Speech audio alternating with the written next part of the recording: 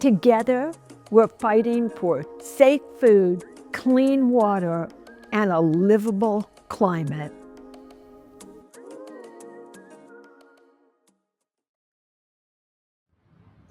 Welcome, everyone. Good afternoon, and thank you for being here for Against All Odds, Illustrating Activism.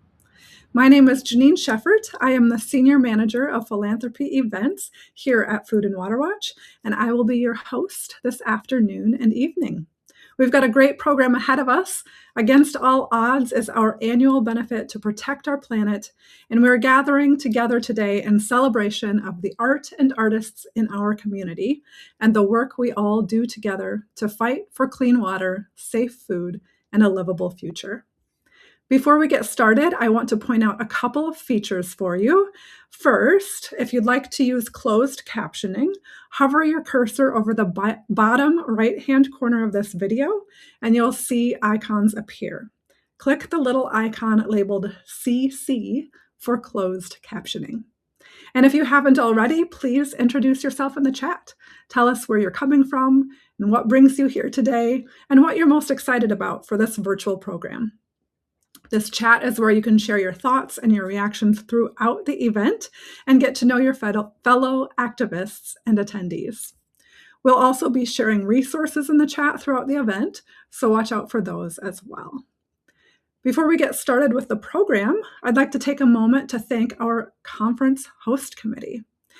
This group of people played a large role in our New York City benefit reception 2 weeks ago, and we're so appreciative of all the time and effort that they have contributed to this important event. I also want to thank our incredibly generous benefit contributors. Food and Water Watch doesn't take any corporate money, so we are not beholden to any special interests other than the health of our communities and our planet. It's everyone on these slides and all of you here today who make our work possible. In addition to gathering today to learn, celebrate, and be inspired, we're also here to build capacity so we can keep taking on critical fights to protect our food, water, and climate. Thank you so much for your contribution. And I'm excited to announce that in honor of this year's benefit, through the generosity of donors Nancy Hughes, Jamil Simon, and the Menaki Foundation, every gift you give today will be matched dollar for dollar up to $20,000. So as you participate today, please consider making a gift to help us continue taking on these critical fights. We'll add a link to donate in the chat. Our work is serious, but it isn't joyless, and it is a pleasure to be here with you today. I hope as you listen today, you let yourself be inspired and motivated to act. Thank you all so much for joining us today and every day in this important work we do together, fighting for safe food, clean water, and a livable climate. And now, I am honored to introduce Food and Water Watch founder and executive director, Wenonah Hauter. Wenonah is an author, organizer, and strategist. She has decades of experience campaigning and writing about environmental issues, has trained and mentored hundreds of organizers and activists, and has worked to develop policy positions and field strategies to secure real wins that protect the health of our communities and our environment. And as everyone who knows her says, she is an inspiration and a force of nature. Wenonah, thank you so much for being here today. Thank you, Jeanine. We're at a critical time where everything we hold dear is under threat by the Trump administration. The resources we depend on for life, food, water, air, and climate are at grave risk. We are fighting for our communities, our planet, and our future. But I still have hope because we're in this together. You and so many compassionate people like you are showing up in huge numbers, raising your hands to get involved. We have 4,000 volunteers who devote thousands of hours to protect our food, water, and climate. I'm inspired by the activism I see happening on so many issues around the country. We've seen communities rise up to protect their neighbors when they're threatened by ICE. We've seen people of differing political beliefs come together to oppose data centers and people of all backgrounds gathering to fight for lead-free water. We talk about people power a lot here at Food and Water Watch. We know that whatever the issue, when people come together, we create the political power we need for change. And one of the things that draws us together is art.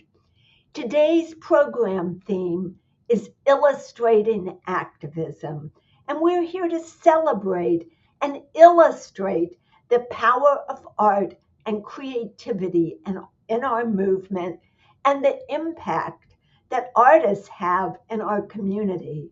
Whether it's posters we bring to a No Kings march that calls out political corruption, or a film screening that opens up the conversation about factory farms, or a musical performance that raises awareness about the importance of water. Art is essential to the work we do together. Throughout history, art has played a significant role in social change. It has the power to inspire, shock, educate, and entertain. It can turn abstract ideas into something understandable and relatable. It arouses deep emotions, evokes empathy, or induces anger, spurring political action. It can document and illustrate injustices or environmental degradation. It can inspire large and impactful social movements. It creates space for diverse voices, which is so important in oppressive environments. It can even change public opinion and influence elections. So I'm excited to celebrate the power of art and creativity with you today, and to hear from our special guests who use their art to advance our environmental movement. I look forward to our program today. We'll be hearing poetry by former U.S. Laureate Ada Limón and music by artist and water activist Britton and the Sting. We'll be making posters with Food and Water Watch's Thomas Meyer and Michaelyn Mankel. We'll watch short films by two young and upcoming environmental filmmakers, as well as a film by our Emmy-nominated environmental honoree, Matt Wechsler. And I'm delighted to talk to my good friend and fierce activist, Maude Barlow, about her new book, Earth for Sale. I'm grateful that you're here contributing to all of the work we do together. I hope you'll lean in to your own creativity, celebrate the joy, imagination, and resourcefulness you bring to our community. We need you here.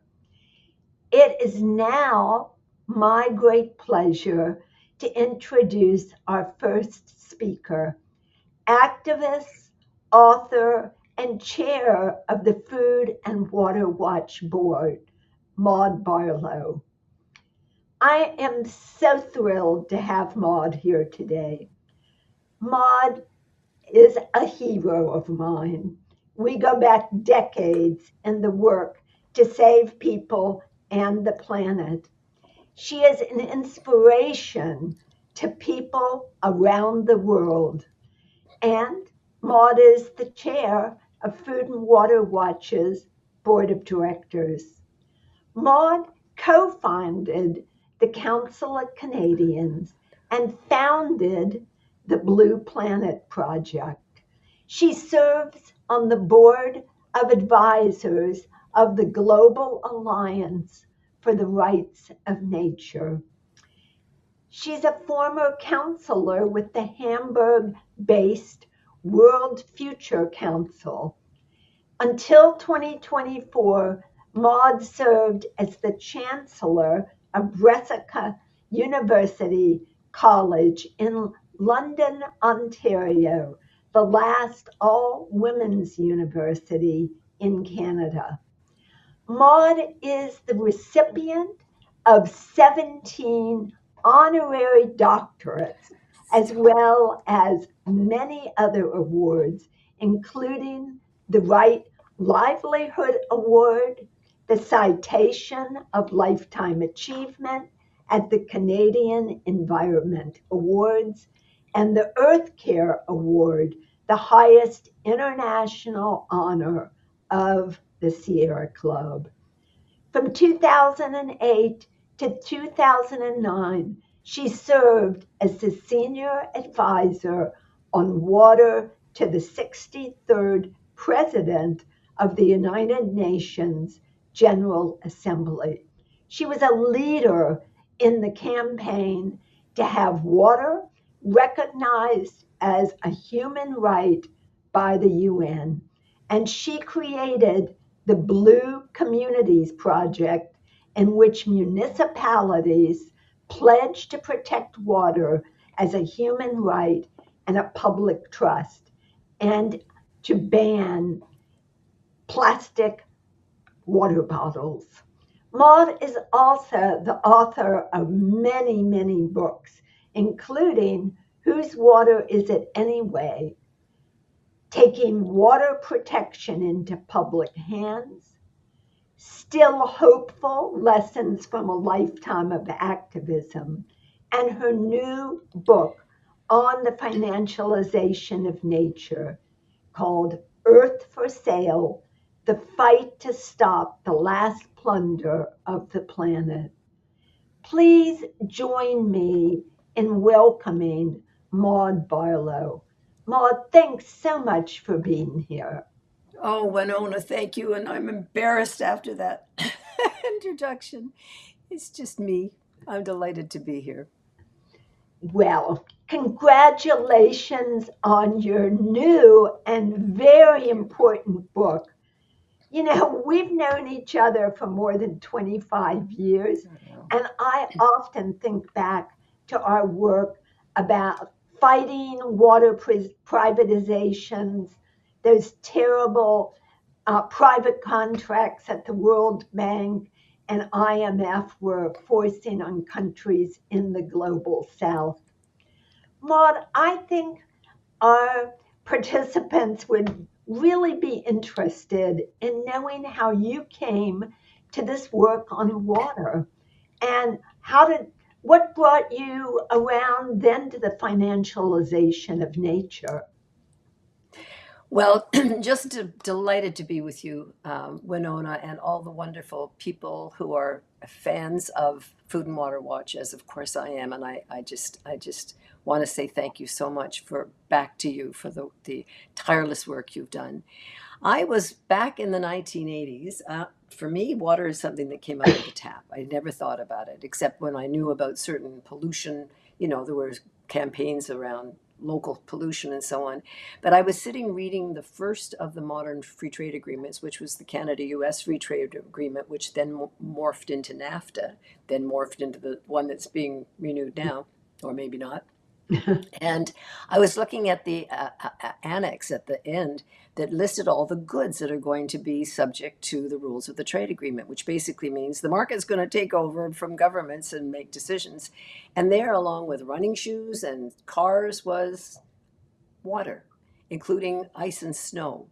And I could not understand how it was possible that water, like what was water doing in there? What was water doing as a tradable good in a trade agreement? What could that possibly mean?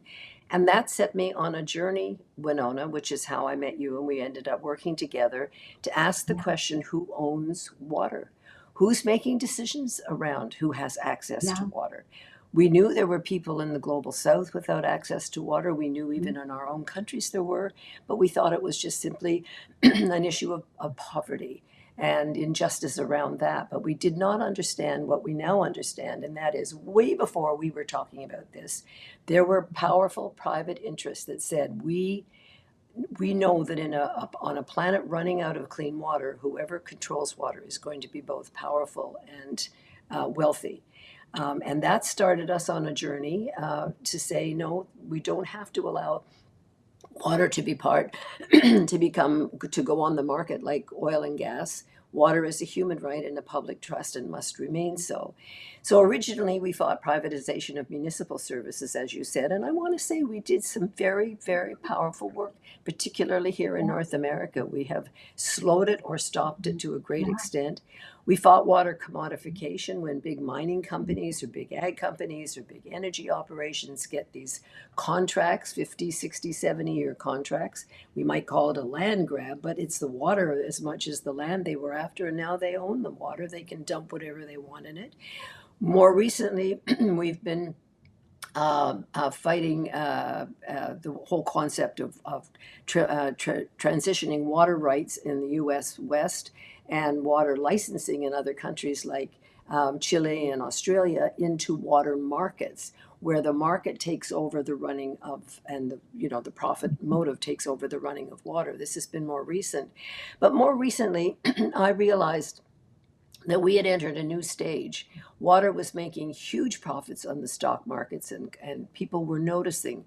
Investors making money from green bonds and blue bonds and nature stocks, and talk of water future. And it struck me that we were entering a new phase in the financialization of nature and the financialization of water. Well, I think one thing that we learned in our water work is that people from all walks of life get it about water. And what we've seen in big water privatization battles, even here in the US, is that people don't want a private company controlling their water or the park where their water comes from. And I think once they understand financialization, they'll feel the same way. So, Earth for Sale documents this new phase of plundering of nature and water. Can you explain financialization? I think you do the best job of making this understandable of anyone in our movement. Well, thank you, Wenonah. Really, the financialization of nature is much like the, excuse me, this is just an old cold that's gone, is much like the financialization of the economy, where instead of putting money into goods and services, the best money is put into speculation, into risk, into trying to decide where the biggest profits are. So the financialization of nature basically converts natural resources, ecosystems, and their so-called services, and that tells you something right away about the notion that nature and the earth exists to serve us. Just that term itself, I think we should question. But it takes the nature and it turns nature into tradable financial assets, and such as carbon credits, biodiversity offsets, and green bonds. Transnational corporations, the global equity funds, particularly the big asset managers, they are huge players in this, along with the big ag companies and the energy companies and the chemical companies and the water companies. The folks who brought us this crisis in the first place have become very, very keen to get in on the profit of bringing nature into the market, and the recent understanding that we have to come to terms with the environmental damage that we have created. So they become players in the transition to what they call nature-based solutions, which again sounds very good, but from a market perspective, nature-based solution has to make profits. So their answer to the climate crisis is put a price on nature, bring it into the market, and let the market, not governments, and this is a very important concept here, like the market, not governments or communities, guide the process. So where governments will use regulatory measures to protect nature, the market treats it as an asset to be bought, traded, and sold. And too many governments are happy to contract out. We know about contracting out when governments take a public service and turn it over to a private company to run it at a profit. We know what happens. This is a form of contracting out the responsibility of governments to care for our natural resources and take care of them. And they are strongly encouraged along this path, I'm afraid, by several major global financial conservation groups like the Nature Conservancy and the World Wildlife Fund, who have many of the corporations causing the problems on their board. They are promoting this very much. And also promoting it are well-meaning investors who say, I want to do something. I know my governments aren't doing enough. I knew that we have a crisis, so I want to invest in green bonds and blue bonds and nature-based solutions. And so you get huge money going into the private sector now to protect nature. So all the corporation or the asset company has to do is claim to be green or blue or biodiverse, and they get money from pension funds, they get money from university endowments, big NGOs put money into it, and wealthy families into this green investment. And they're also cashing in, and this is very important, in the trillions of dollars that governments have freed up, the UN and the World Bank have freed up in recent years for biodiversity protection, this so-called 30 by 30 that all countries have agreed to, or most countries have agreed to protect 30% of their, or rewild 30% of their land and waters off their coast. So it's basically saying, here we are, we're going to take over now. We're going to take over the climate file. Thank you very much. Yeah, it's pretty hard to understand how anyone who's looked at the boom bust cycle of markets could take this kind of thing seriously. A similar approach, yes. Well, like Food and Water Watch, I know you've been highly critical of carbon trading and other so-called market mechanisms that are meant to deal with the climate crisis. And these mechanisms are supported by many governments and international institutions like the UN and World Bank. Can you talk a little bit about this, their stated purpose and why they're so flawed? Yeah, their stated purpose is to meet the commitments on climate and other environmental crises through the market, not through regulation. And basically they say through the market is more sensible. That is the natural place for it to come from. So in essence, corporations can go about their business, including continuing to pollute. This is very important. And very much more important, governments and the economic system the system that exists doesn't have to be questioned.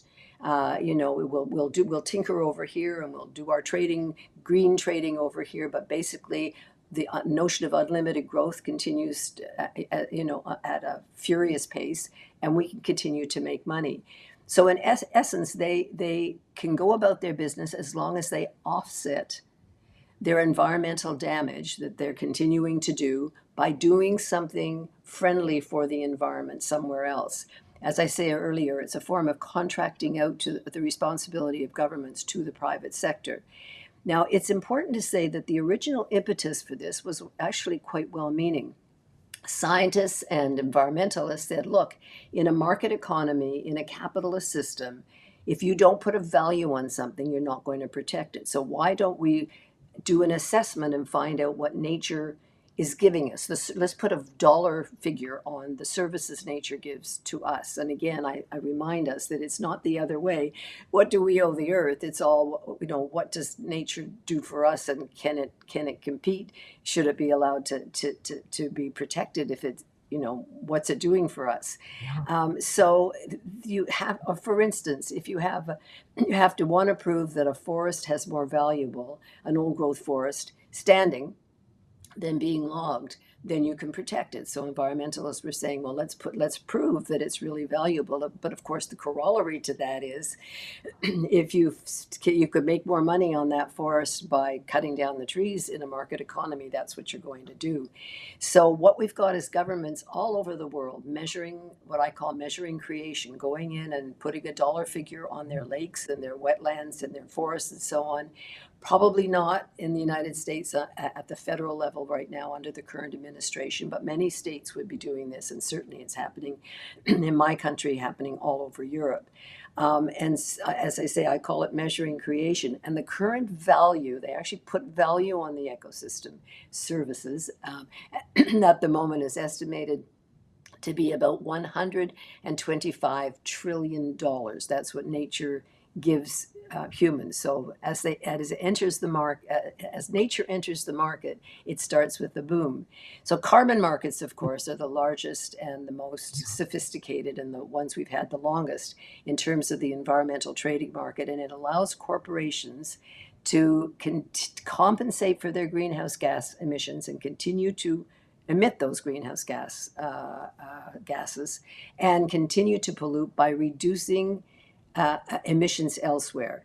So technically, for every metric ton of greenhouse gas emission that you can claim to be removed somewhere else or prevented, and claim is the operative word here, Wenonah. When the scams, the stories. I mean, I couldn't stop writing about the different examples of just dishonest places that so these so-called corporations were saving. But for every metric ton of a greenhouse gas that they save one place, they get a credit, and then they can trade it. It has been exposed thoroughly. I expose it in my book, but it's been exposed well in other places. But it is continuing to grow. The carbon market is still continuing to gallop, and that's because it's the only game in town. As governments give away this responsibility, we know the market mechanism is flawed, but that's where we go. And more recently, we have biodiversity trading that places a value on habitat or a plant or an animal. And that allows a corporation to continue to harm the local habitat, right, while getting a credit for supposedly conserving natural assets elsewhere. The International Monetary Fund is putting a dollar figure on wildlife, mostly so that they can use it for ecotourism. And they say that an elephant is worth $1.5 million, and a whale is now officially worth $2 million. So, and the idea, of course, is to protect this whale and this elephant because they're now so valuable. But of course, you can see where the profit comes in. And now the most recent is plastics offsets. And we have a huge plastics crisis in the world.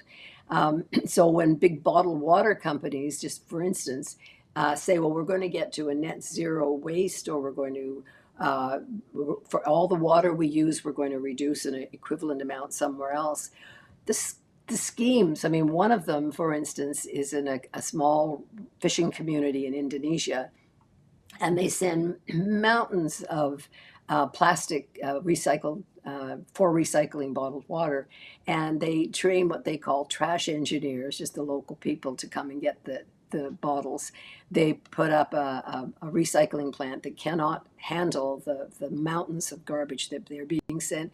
And Greenpeace did a study and found that they were burning the plastic in empty fields and in their backyards. But yet the companies are able to say, I get a credit because I've done this wonderful thing on the other side of the world. And the plastics use, as we know, is going up and up and up.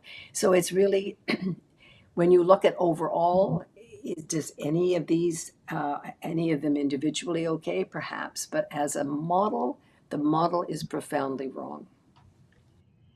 This is so cynical. It's hard to believe that people buy into this. It's really shocking. Well, as you know, there's so much else to concern us right now, and that's part of the problem. Yeah, Is that you want to work on this, but there are the I don't even have to tell you. You know the yeah, situation, and so our attention goes there, and we continue to allow this to take over. And our governments are cash strapped. A lot of them are putting money, as you know, into so-called defense and so on. Um, so this kind of rolls along to the advantage of the private sector. yeah. Well, Maude, for many years, you've been writing that our planet is running out of water and that we're going to face a catastrophic collapse of the water table. Can you discuss how commodifying and privatizing water and turning the care of rivers and lakes to the market is going to affect water for the future? Yeah, I think if we had infinite amount of water on the planet, which I guess a lot of us at one point thought perhaps we did, we taught back in grade six that you can't go anywhere. But of course, we've diverted and dammed our rivers to death. We're over extracting our groundwater. We're polluting, continuing to pollute, as you well know. So we have a crisis. We have a very serious crisis. And the most recent UN study said that have now moved beyond what they call a water crisis into a state of global water bankruptcy, which basically means that the demand is growing way faster Yeah. than the supply. And we go through communities and cities. I mean, we look at what's happening in Tehran, we think about war. They were about to move the people of Tehran because there is no water left. The groundwater is gone. It's gone. And we're going to be beginning to see desalination plants hit because, of course, water wars is part of all wars. And as a result, a full quarter of the world's population drinks water contaminated with feces every single day. And one half of the people of the world have no access to basic sanitation. So, and we continue to plunder our water relentlessly. We have what I call this myth of abundance, so that, we'll never run out, of course, until we do. And in North America, as you well know, Wenonah, because you're the leader in sounding the alarm on this, we are ramping up energy, chemical, rare mineral mining production, putting huge burdens on our water, more fracking, more contamination, more depletion of water. And a special statement must be made about artificial intelligence and the data centers, the water, massive amounts of water they consume, not just use, but consume. We're very concerned, all of us, but particularly the Canadians and Americans together around the Great Lakes. We're coming together to sound the alarm that there are hundreds of data centers already on the Great Lakes, but hundreds more planned. The Chicago-based Alliance for the Great Lakes has put out a very powerful report. They said that these mega centers, data centers on the Great Lakes, could drain the already endangered groundwater supplies of the Great Lakes. And as it is now, the St. Lawrence River water levels are at an historic low. It's not like, water can go and water can go very quickly. And I want to say big shout out to Food and Water Watch for the leadership you've shown for calling for a moratorium on new AI data centers. And as has the United Nations Special Rapporteur on the human rights to water and sanitation. Called for a moratorium, saying we're going to destroy what's left of the planet's water. Newer threats, however, as we evolve into this financialization stage, include giant water grabs by giant water asset companies and what are called water management companies in the water scarce area of your country, of the U.S. West. They're buying farmland, but they're not buying the farmland for the farmland. They're buying it to sell, often to hoard for speculation, knowing that the price is going to rise as water becomes scarce. One asset manager, American manager, asset manager said clean water is the biggest emerging market on earth. And now we have water offsets where a company, especially bottled water companies, but all the plastic companies get to continue to consume local water sources if they offset it by doing something far away, out of sight. And ditto on water pollution trading. Food and Water Watch has done the pioneer work on this, where the big factory farms get to continue to dump their pollution in the Chesapeake Bay, for instance, because they buy their way or they trade their way out of their right to pollute. So we already have the examples, but we're kind of moving into the new stage of it, and it's very, very disturbing. Definitely is disturbing. And one of the things that gives me hope is kind of the fight back on data centers and the fact that in red states and blue states, people with different ideologies are coming together to fight these data centers. And part of what they're fighting about is the huge threat to water resources. Yeah. So I do think that when and I just want to say, Wenonah, we in Canada are learning from the wonderful work you've done in the U.S. We're beginning to see those fightbacks right here as well. So your work there is being copied in other countries. And I just think it speaks to how important it is to talk to people about issues like financialization. I think if most people had any idea what is going on and how these huge economic interests are planning to benefit from natural resources, they would be shocked. So I think it really argues to speaking plainly about these issues and getting the information out there. So I know one of the other problems that destroying the planet by private interests and this financialization has caused and is continuing to cause is the rise of social inequality. Can you say a little bit more about this? Well, I don't have to tell you or your audience about the terrible role that the billionaire class in your country, but in other countries as well, soon to be, by the way, a trillionaire class, that's going to happen this year, 2026, is setting the political and economic agenda to suit their interests. They don't want democracy. They don't want regulations. They don't want to disclose, for instance, their water use in AI. And I know a number of American AI companies are coming to Canada and saying, we don't want regulations. Don't put any regulations on us that we don't have in the US or we won't come. And they want to replace the U.S. Treasury with cryptocurrency. They want to privatize the financial system. They use offshore tax havens to avoid paying taxes that we desperately need for proper protection of water and the climate. And they're happy to have an administration that gives them free rein to explore and pollute as they wish and as far and wide as they wish. So while meanwhile, the population is left thinking, well, at least something is being done with the creation of nature markets, like putting first people reading this book, doing editing at my publisher said, oh, I invest in green bonds. I thought I was doing a good thing, which is not a bad thing, from an individual perspective. But just as you say, Wenonah, it's turning the lens and understanding what this really means.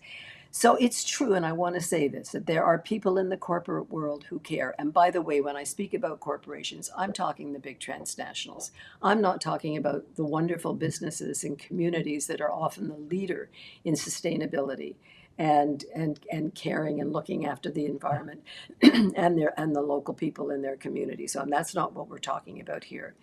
But even some in the large corporations care, but they're at a disadvantage when the rules favor the most ruthless, which is why we need governance. We need good governance. We need regulations. We cannot tackle the climate crisis until we address the deeply unjust reality of life between those in the global south and the global north, and then what I call the global south of the global north, the social inequality within our own societies. George Monbiot of the Guardian says it beautifully. He says, climate breakdown is the result of a global failure to address the power of private capital.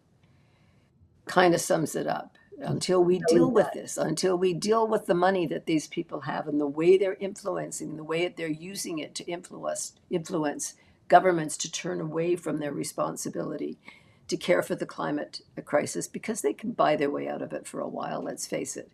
We're not going to tackle one without tackling the other. So you make a very strong case for democratic and community control of nature.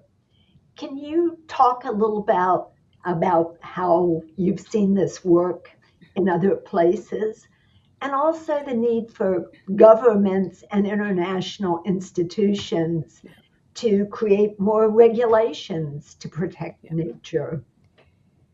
Yeah, we cannot heal the earth by trusting the very corporations that have done the majority of damage. Like, there's one recent study that shows that the amount of money that corporations, the private sector and public sector, put into nature damaging projects is something like 30 times more than the money that we put into nature healing projects. I mean, the balance is just so wrong.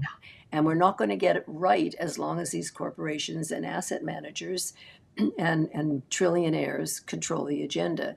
There are 3 reasons to reject the financialization of nature and require that governments step up and do what they're supposed to do. This is their responsibility. We have the right to demand this. The first is that without regulations, private companies are free to go back on their green promises. It's all voluntary, and most of it's performative anyway. But witness how fast the big oil companies in the United States and Canada as well backed off their net zero promises, their pledges, when Trump came to power and said, forget about it, nobody's holding your feet to the fire on that. They literally dropped it like a hot potato. Now, they haven't dropped the shiny brochures showing breaching whales and flying eagles and saying we've taken over the climate file, and yes, it's real, but we're going to look after it. So, because there's still huge investment money to be made in the file, but they're not in it to look after the environment. And the minute they don't have to, they back off. The second reason is that we have lost decades in the fight by trusting this false solution. Every time we put money into these nature bonds, or we let the market take over the responsibility, we say to governments, it's okay, you're don't worry about it, it's being taken care of over here, and we don't do what we need to do. Can anyone honestly argue that the planet is better than it was 10, 20 years ago in terms of water, in terms of the climate, in terms of the warming oceans, in terms of the fact that we're going to have more plastic in the ocean than fish in the near future? So it's quite the opposite. Finally, turning this so-called care of nature to the private sector has allowed, and I would say deepened, the very great inequality that is the basis of the crisis. As the poor get poorer, and they are getting poorer, and they lose power, they will sell what they need to sell in order, whether it's their local soil or forests or water, they'll sell what they have to sell to survive.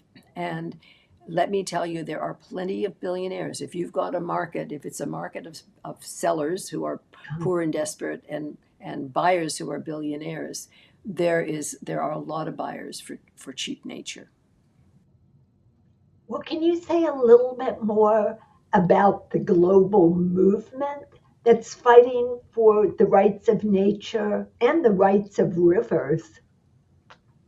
Yeah, I'm a big fan of the rights of nature, but I want to start off by saying really strongly that I am not suggesting it should replace government regulation. We need regulations and urgently need regulation at the community, municipal, state, federal, and international level to protect nature, to stop the climate, the deepening of the climate crisis, and so on. So I want to be very clear that I'm not saying this instead of that, because there are people saying give up on governments. They're forget about it. Let's just do this at a local level. And I say it's not an either or. But I also want to say, yeah, we urgently need strong measures to protect and restore fresh water. We need strong regulations around who has access to groundwater and to stop pollution. Like that's got to happen by law. But many communities have become impatient or discouraged, saying we're waiting for governments, and it's like they're not here. Either the legislation isn't okay or it's not being properly enforced. So the rights of nature is a movement that's kind of growing up from the grassroots all over the world. The rights of nature asserts that ecosystems, wildlife, the earth itself are living beings with inherent rights to exist, evolve, and regenerate. When you think that the U.S. Supreme Court gave corporations a legal identity as persons, what we are now saying is we need to recognize that nature has rights outside of its services for us. One of my favorite is in my country in northern Quebec. They've made a mighty river called the Magpie River, which travels south into the St. Lawrence, and it's one of the few wild rivers left in North America. The local Innu people, with the local councillors, declared it to be a protected legal entity. And they have many protections to flow and to regenerate and so on. But the last one is the Magpie River has the right to sue. And the guardians are the local Inuit people who speak for the river.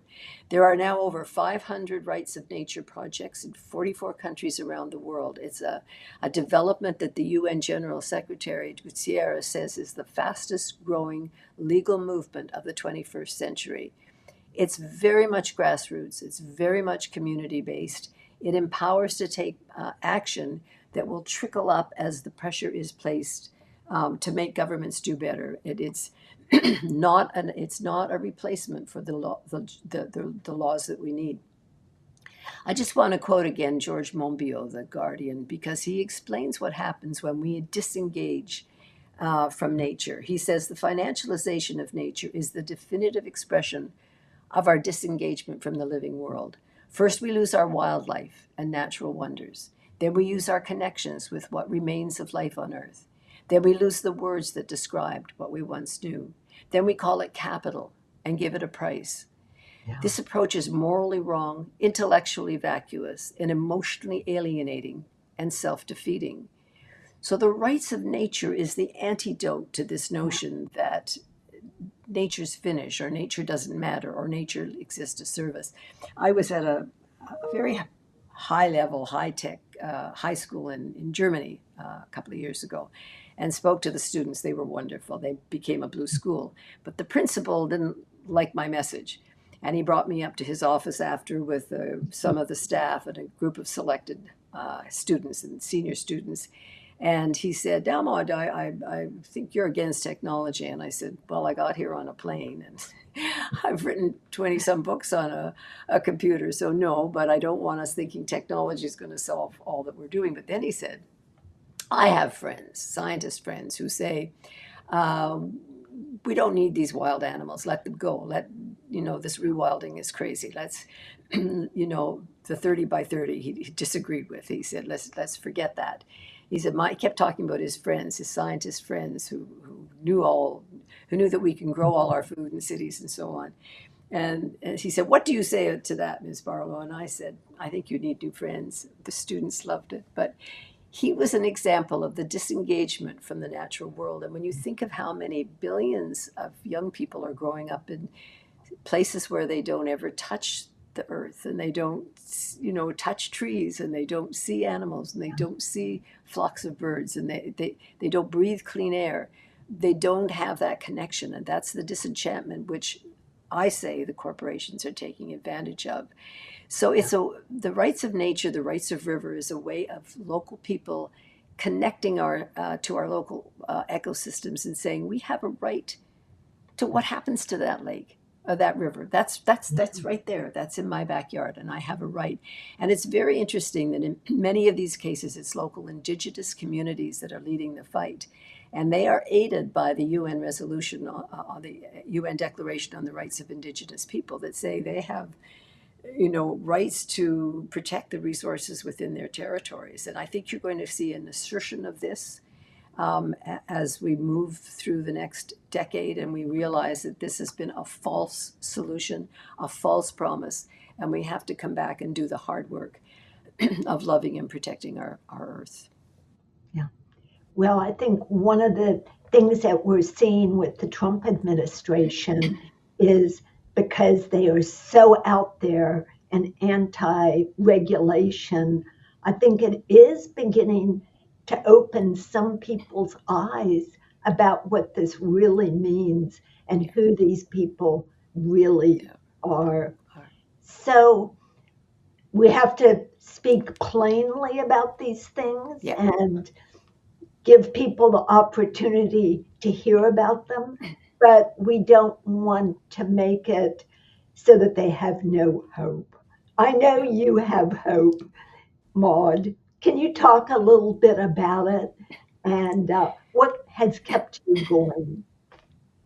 Well, if we don't have hope, we're giving up on the young. And how dare we give up on the young? I mean, how dare we? I've got 4 young adult grandchildren, and I adore them, and I'm not giving up on a clean, safe planet for them to live in and grow up in. So, and I look back, Wenonah, you say, what gives us hope? I mean, you remember the fight to get the United Nations to recognize the human rights to water and sanitation. People say, what? I don't understand that. Of course, water's a human right. No, it wasn't. My government at the time was actually totally opposed to it and got up and stormed out whenever the discussion came up. I mean, we didn't think we were going to win that. We won it, but there were lots of abstentions. So, we can win when we persevere, but we can't persevere without hope. And I borrow a term from a wonderful American spiritualist, Joan Halifax, who does work with men on death row. So you can imagine she has something interesting to say about hope. And she coined a term, wise hope, which basically says it's not Pollyanna, everything's fine, or it's totally negative, everything's awful, so there's no point in doing anything. In fact, those have kind of a lot in common. Wise hope means that you have to look the issue in the face, learn as much as you can about it, don't deny it, and take action anyway. So it's basically saying, you're going to fight for a planet, a just and clean planet. You're going to, knowing that you can't control the outcome, not thinking, oh, well, I lost that, so I'm just going to go off and sulk. It's not, it's way more complicated than that. But that you have to put your hand out and touch the universe in a place where you feel that you can make a difference. It doesn't have to be huge, doesn't have to be everything. You can't carry the whole burden by yourself. And this is really important. You have to have faith that others are doing something maybe the same, very similar, but people are doing actions of hope around the world, that there is a deep goodness down in things, as the poet Gerard Manley Hopkins said, a deep dearness down in things, and that we have to find that. We have to tap into that. And we owe it to the young. Hope is a moral imperative. And I love that this is connecting up to the arts community, because without writers and without musicians and without filmmakers and without painters and without people with that artistic ability to translate the academic or the day-to-day into poetry or tragedy, but that touches our hearts, touches our souls. If we don't have that, we don't have a movement. The artists are so important to our movement and so important to the work that we collectively do. So hope is a moral imperative. And I just will end with the quote from Banksy, the wonderful British cartoonist, if you will, artist. He says, if you're tired, learn to rest, not to quit. It's a wonderful quote. Well, you have certainly not quit, Maude. And No. thank you so much for writing Earth for Sale and for being with us today. Thank you, Wenonah. It's been my entire pleasure. Wow. Thank you both, Maude and Wenonah, so much. What a gift from two inspiring women who have not quit. I love the idea of wise hope, and I love the description Maude gave. In fact, I wrote it down when she said it because I think it's worth repeating. She said you have to look the issue in the face, learn as much as you can about it, and take action anyway. And as you just heard, that is exactly what Maude does, and really what we're all doing today and every day together. For me, it's being in community with all of you and being inspired by people like Wenonah and Maude that help make that happen. So thank you again, Maude Barlow, for all you do to protect the planet and for your new book, Earth for Sale, The Fight to Stop the Last Plunder of the Planet. Earth for Sale was just released a few days ago, so likely you haven't read it yet. I had the privilege of reading an advanced copy of this book, and I highly recommend it. We're putting the link in the chat now, so you can check it out for yourself and get a copy for your local library. We're going to take a quick minute before our next session, but before we do, I want to give thanks again to our benefit host committee and our sponsors, and I want to remind you all of the match that we have today. Thanks again to the generosity of Nancy Hughes, Jamil Simon, and the Menaki Foundation. Every gift you give today will be matched dollar for dollar up to $20,000. And we are excited to see some of your gifts coming in, so thank you so much for your generosity. As I said before, we don't take any corporate or federal money. Our support comes from people like you. We're going to take a short break, and I'll see you again at the top of the hour for our next session, Making and Discussing Protest Art and Social Change with Food and Water Watch organizers Michaelyn, Mankel, and Thomas Meyer. I'll see you again in just a minute.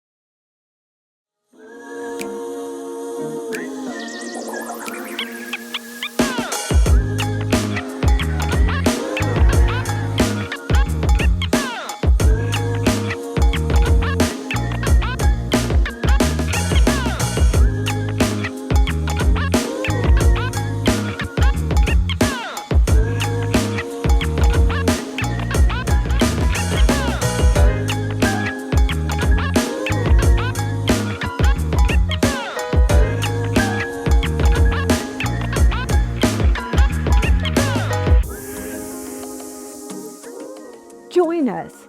Together, we're fighting for safe food, clean water, and a livable climate.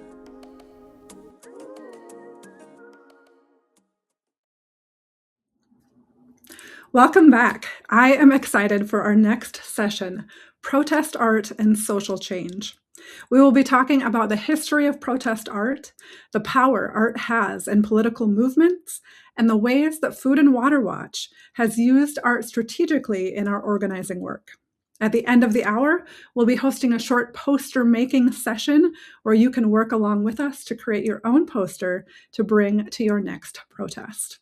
Here with me for this session are my colleagues Michaelyn, Mankel and Thomas Meyer. Michaelyn Mankel is a senior organizer with Food and Water Watch in Iowa. Michaelyn got her start organizing grassroots campaigns in Michigan in 2018. Soon thereafter, she joined Sunrise Movement, which brought her to Iowa in 2019, where she organized students on college campuses across the state to participate in the 2020 Iowa caucus. Michaelyn continued her political work as a volunteer with Iowa Citizens for Community Improvement, Women's International League for Peace and Freedom, and served on the steering committee for the Buffalo Rebellion Coalition before joining Food and Water Watch. In addition to community organizing, Michaelyn is a powerful writer, storyteller, and performing artist who uses poetry as a tool of political empowerment. Today, she will talk to us about the history and importance of protest art, and then lead us in a protest poster-making activity at the end of the session. Thomas Meyer is the Strategic Organizing Projects Director here at Food and Water Watch.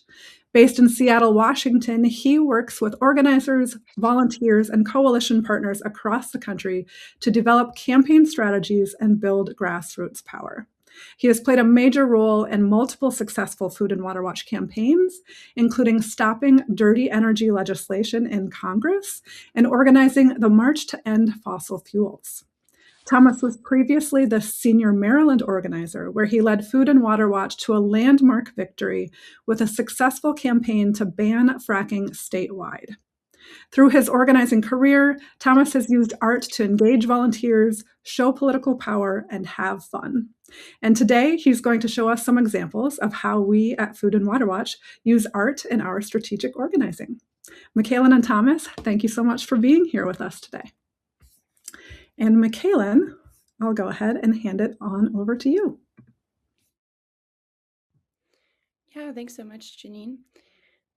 My name is Michaelyn. I use she, her pronouns, and today I'm going to share just a little bit about how we use art as activists and organizers, and give some examples from history about how art and culture have been used as forms of protest, resistance, and the struggle for change, to inspire and excite people to look more into this and to use creative and visual tactics as you're building campaigns on the ground. I wanted to start with this quote from Toni Cade Bambara, who is a Black feminist author, filmmaker, activist, and educator, who said, "The role of the artist is to make the revolution irresistible." I think a lot of us can relate to this, and that when we see art and culture out in the world, it's often what compels us to action. I want to share just a little bit about how this relates to my personal story. These photos are from a workshop that I attended in 2018 on creative tactics and visual strategy, and this was really a turning point. For many of us, we know that activism and organizing has permanently altered our lives, changed who we are as people. And this was really a moment where I was told that I had a voice, that I had power, and told to use it. And yeah, led me where I am today.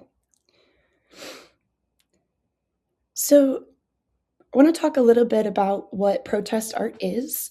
By far the most ubiquitous forms of protest art across our history have been signs, posters, and banners that protesters carry and display while taking action. But cultural resistance opens up the arts of protest into many different forms, including 2D arts, 3D arts, sound and music, theater, movement and dance, media and documentation, traditional crafts, language preservation, literature and writing, delineation of space, ritual and celebration, and institution building. These categories come from a presentation by Nadine Block of the International Center on Nonviolent Conflict. And I highly recommend looking into her work and reading more about how these forms of cultural work have been used throughout history to struggle for transformative change. I wanted to share just a few examples. I think really the content of what I'm speaking here today could be a multi-day presentation. There's so much throughout history that I've learned about and that has a lot of inspiration, but wanted to use just a few examples and some recent history to give you all a sense of how to bring these tactics into your organizing today. So these are two examples of 3D art. The first is from March 26th at the No Kings demonstration in San Francisco. This was a human banner that was arranged on a beach to demonstrate the demands of that protest. There's also these massive puppets from Bread and Puppet Theater. This troupe is still alive today and have really revived the use of big puppetry through marches and demonstrations. Un violador en tu camino is a movement, a dance, and also a form of song that was used in 2019 in these national protests and rebellion that spread across Chile. This mass dance and movement and song was done by thousands of women at a time, and it was the song was about condemning the courts, the state, the president, and other institutions for a society that was wrought by gendered violence. It really pointed to the structural and systemic nature of what women in Chile were facing, rather than condemning just a single individual or an act of harm. Finally, we have an example that relates to many different forms of protest, including theater, delineation of space, and ritual. This was a demonstration in October of 1996 that was done by the organization ACT UP, where they transformed the lawn of the White House into a funeral site, spreading the ashes of their loved ones who died from AIDS, and explaining that it wasn't kissing or gay sex that was leading to the death of so many people, but rather greed and indifference that was killing their community. To bring this back together, I wanted to share another example from my own personal history as an organizer. This is a chalk mural that I helped orchestrate in northern Minnesota at the Treaty Peoples Gathering, which was a massive day of resistance against the Line 3 Enbridge pipeline that's being built in northern Minnesota. I think this is one of my proudest moments as an organizer, and it really demonstrates that while we don't have the budget to compete with our opposition and to buy up billboards or advertising space, that we can use creativity and collective action to amplify our message, to reach new people, and to bring more people into the fight. With that, I am going to pass it to Thomas to talk a little bit about how Food and Water Watch uses these tactics in building our campaigns and strategy on the ground. Yeah, thanks so much, Michaelyn. Food and Water Watch is, of course, building on the incredible work and legacy of so many in past social movements. And in my almost a dozen years at Food and Water Watch, we've used art in a lot of different ways and a lot of different times and events. One of the first ones I think we'll show on the screen here, big ones that I was a part of was our March for a Clean Energy Revolution, which was in Philadelphia in 2016. I think we still have this banner in an office somewhere, but this was right before the Democratic National Convention, and the visuals were like really, really important and strong in this case. And I think we're on the front page of the New York Times, and of course, visual representation and getting things in the media is one of the reasons why art and visual strategy is so important. I actually started and kind of got my start with art in organizing in college. We made tons of signs and banners and things for protests when I was in college. And then right after I graduated, I was the organizer for the youth contingent of the first People's Climate March. This was back in 2014. And learned a lot then about how not just to like produce art and signs and manners, but to actually incorporate it into organizing. So you can see here there was lots of people involved in making the art, and of course we are trying to get more people involved in all aspects of our work. So we made all these signs, and then I think the next picture is just one part of the massive youth contingent, where we had all of these beautiful signs and banners. And of course, some of you might have been at that march or at other big climate marches or other mobilizations. And the banners and the signs that kind of tie everything together is such a powerful part of those events. To think about how Food and Water Watch uses art and our work, I think it's useful to think of it as kind of really just an extension of the rest of our strategic organizing approach. And what we're generally trying to do is always be thinking about power.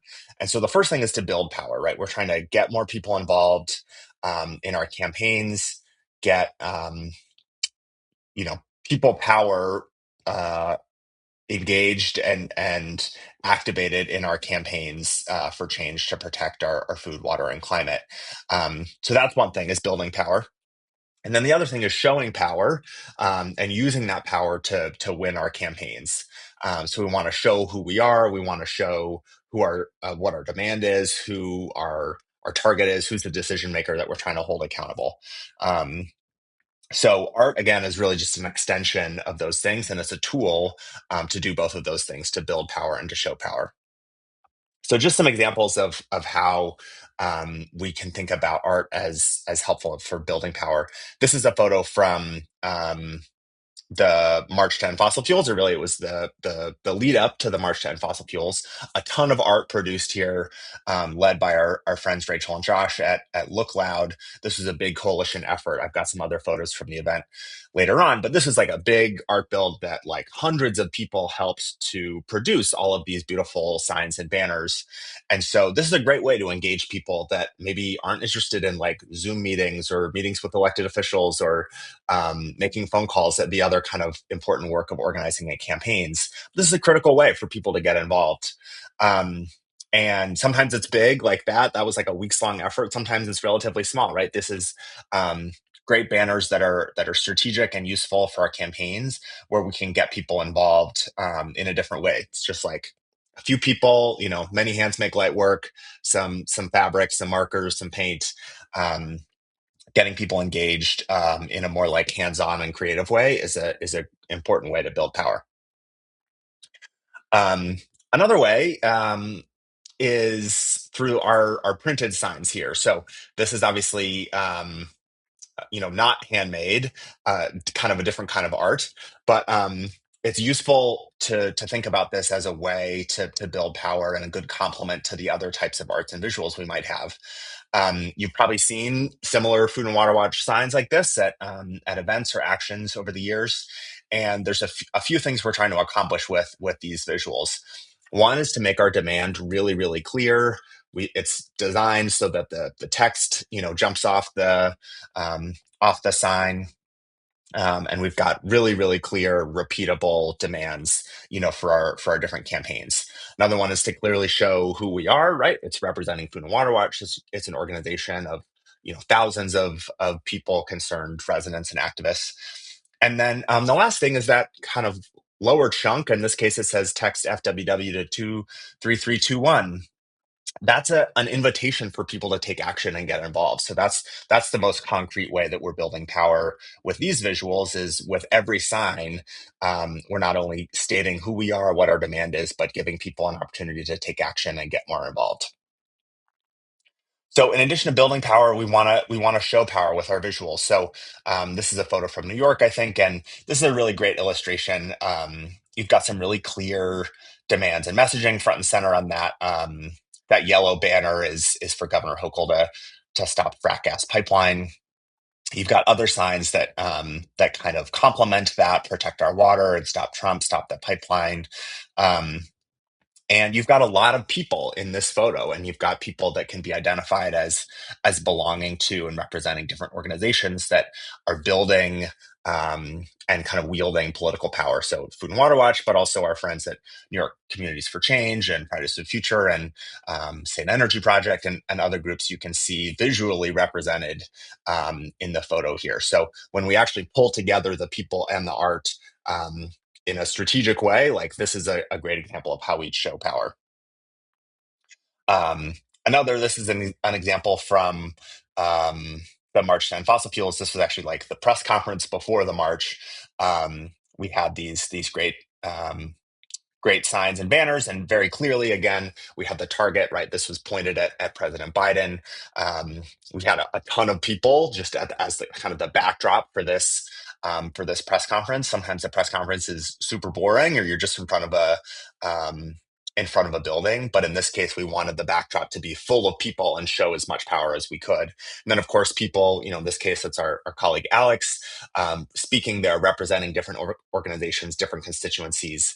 Again, that's a representation of our political power.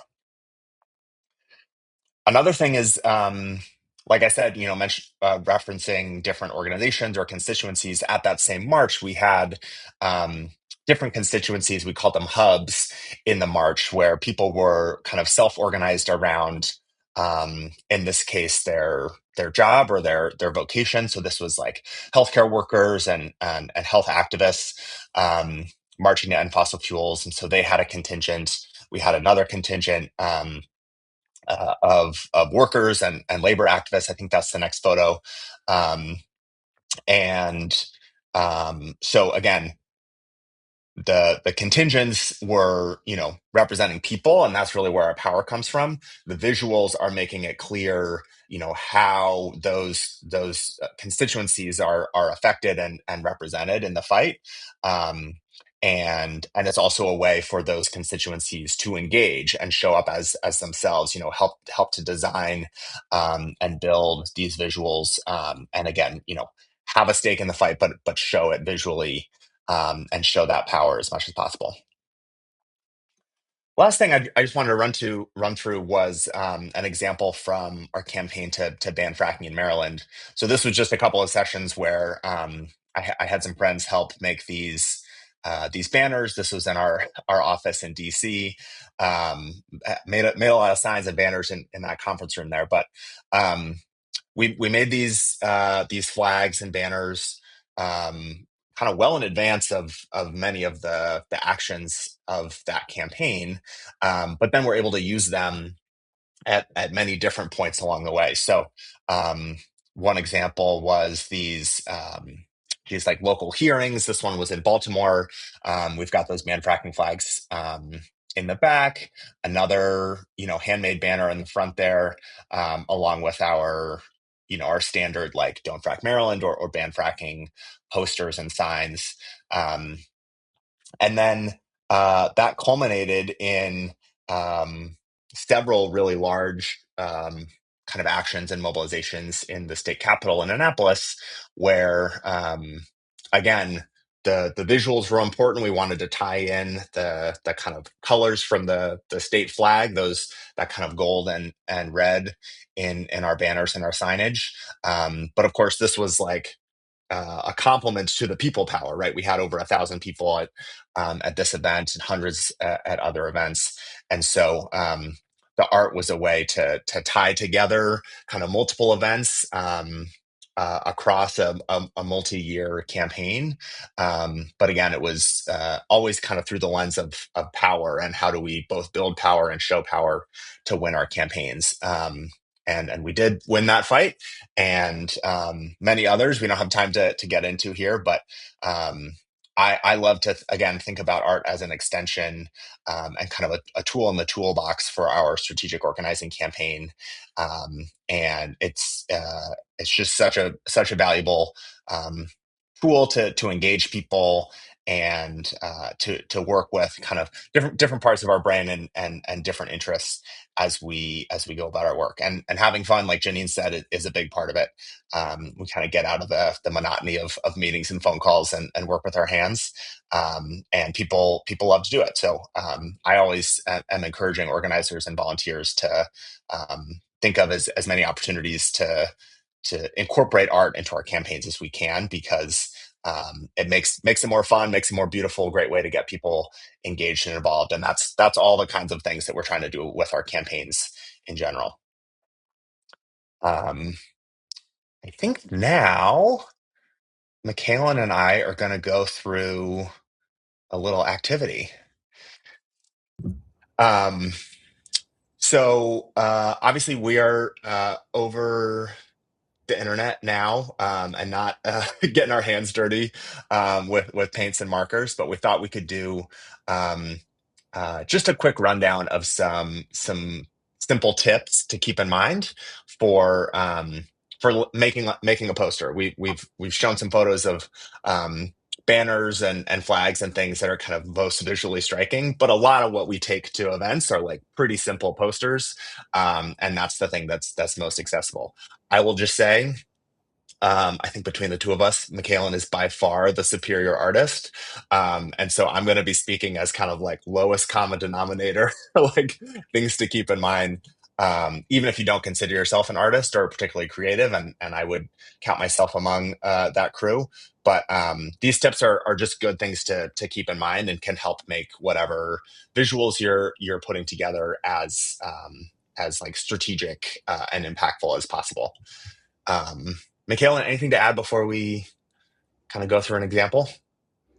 Yeah, we really hope you bring these tips to your next art build or community event.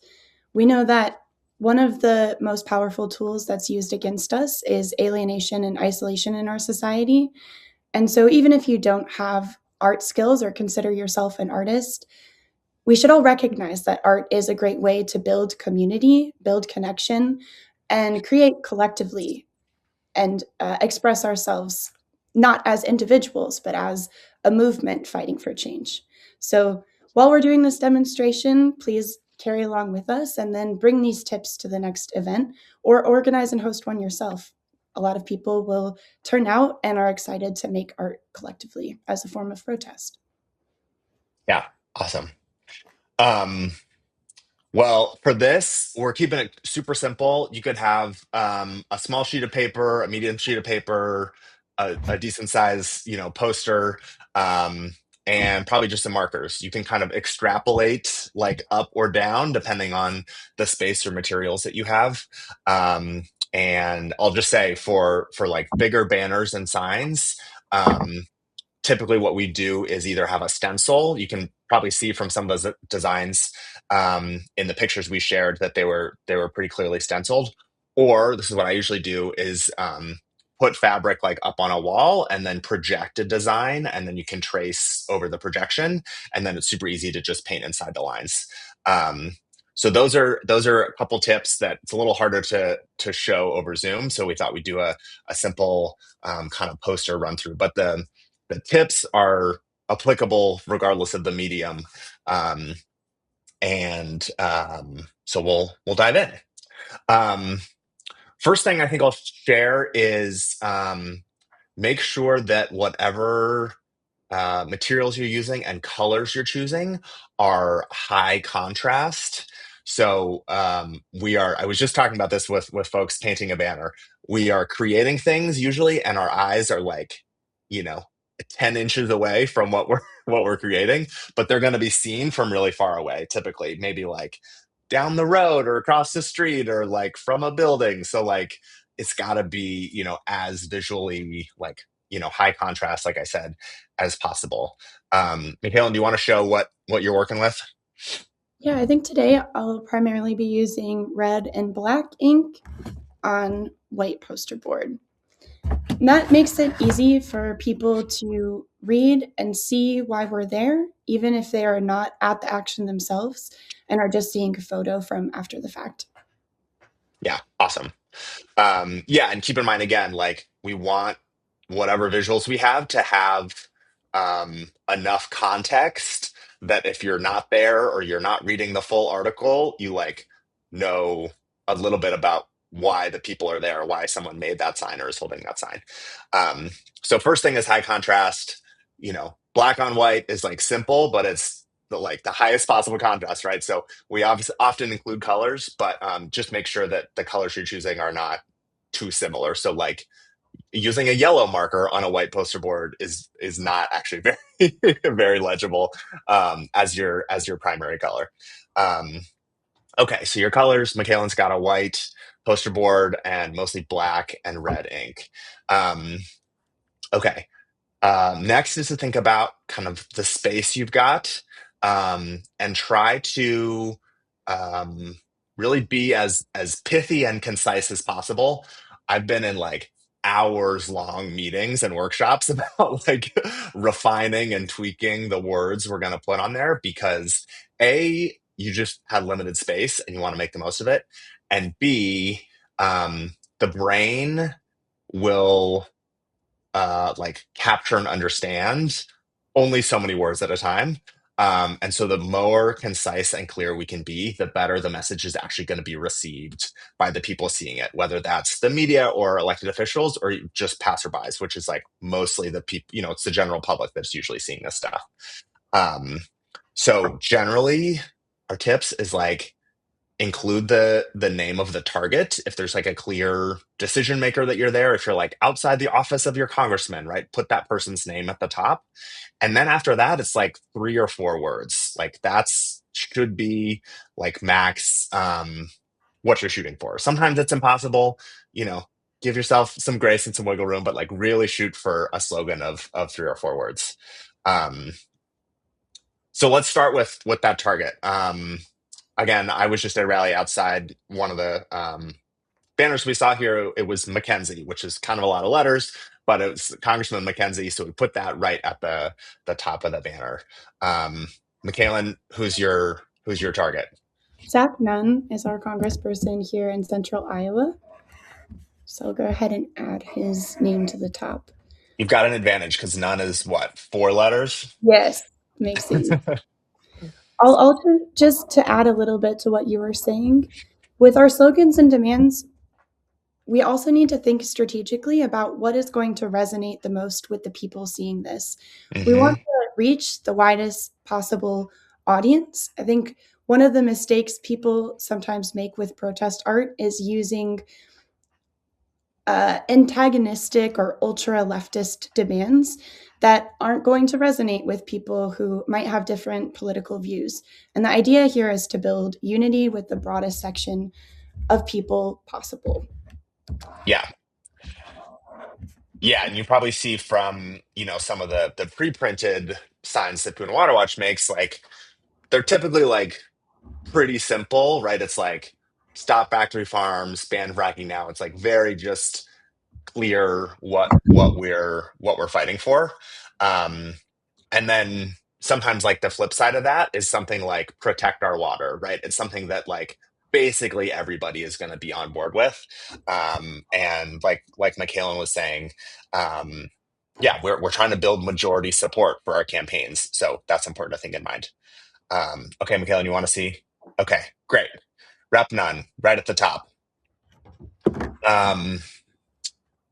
Great. Okay, so once you've got your target, then think about, the demand, the action you want that person to take or why you're there.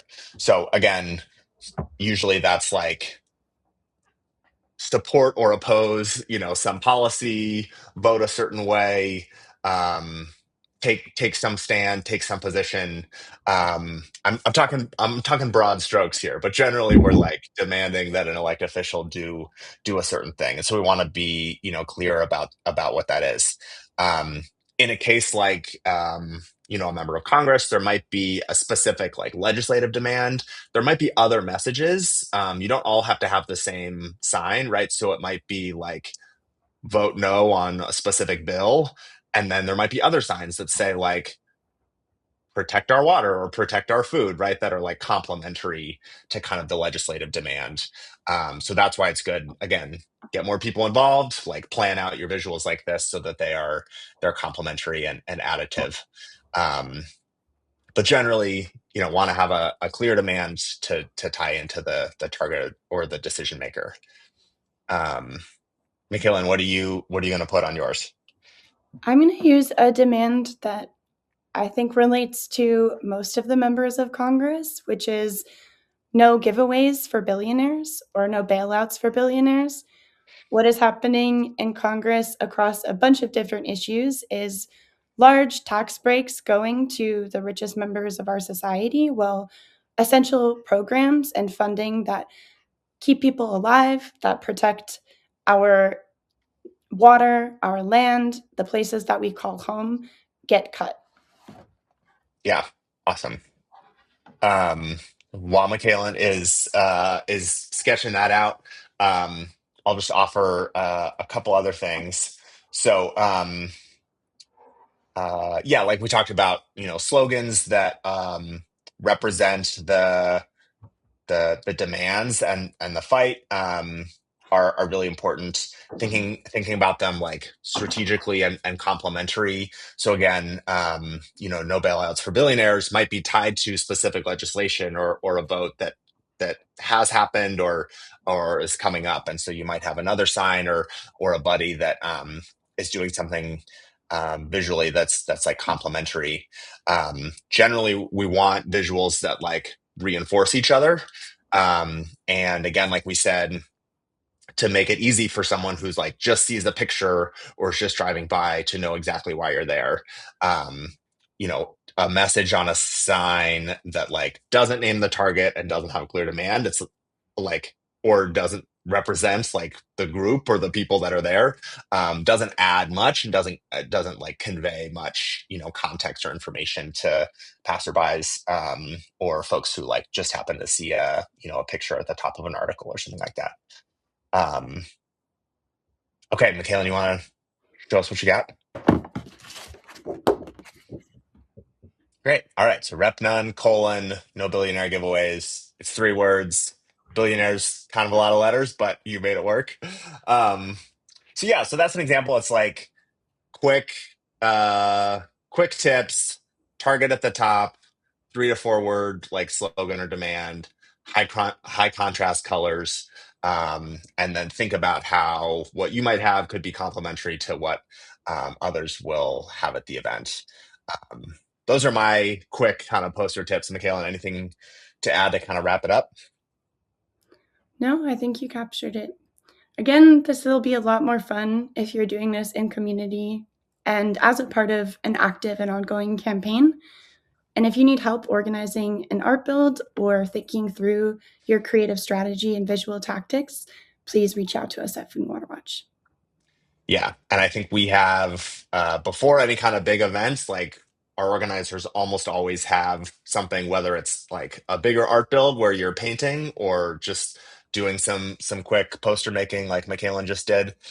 Organizers are always prepping that before a big event. So if that's something you haven't been involved in before, if you live in a place where you're working with a Food and Water Watch organizer, get in touch and let them know you want to help with the next one.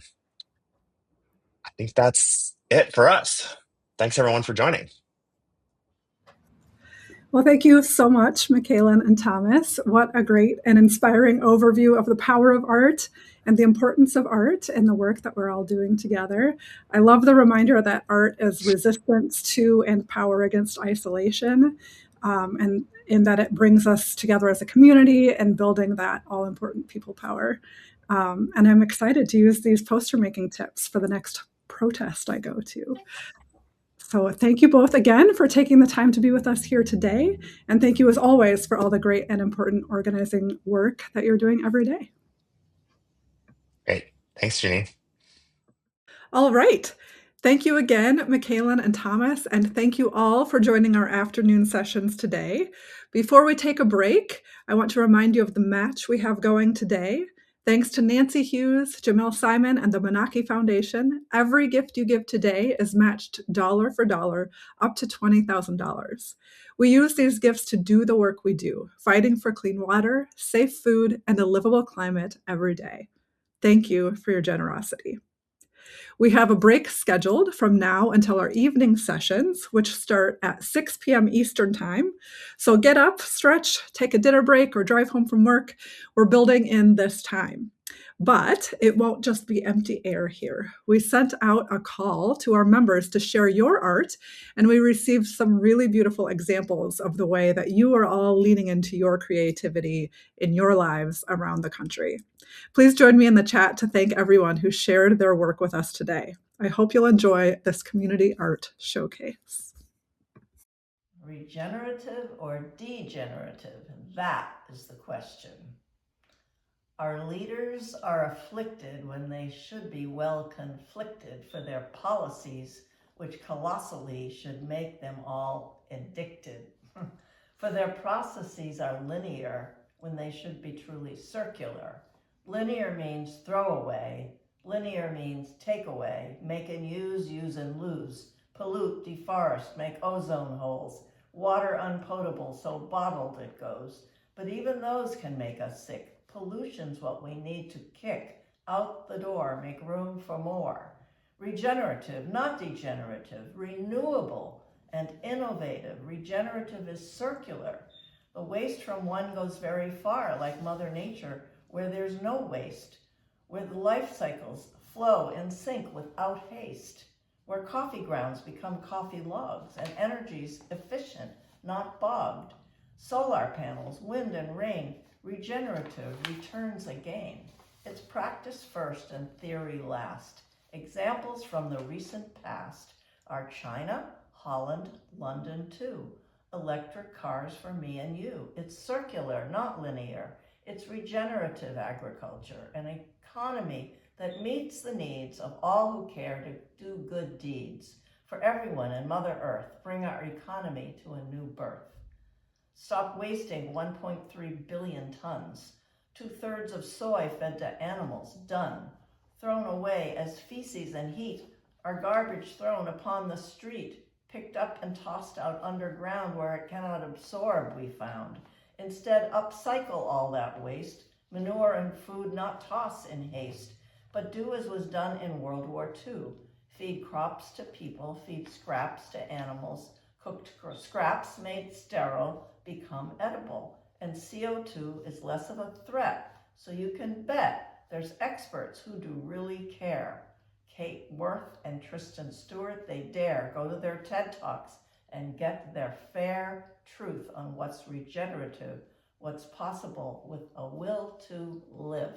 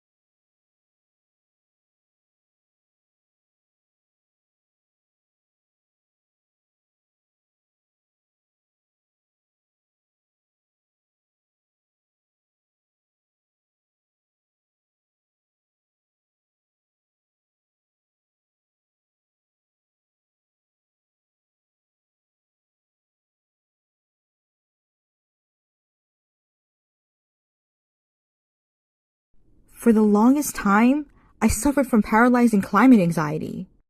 That is, until I read Greta Thunberg's book, called No One Is Too Small to Make a Difference.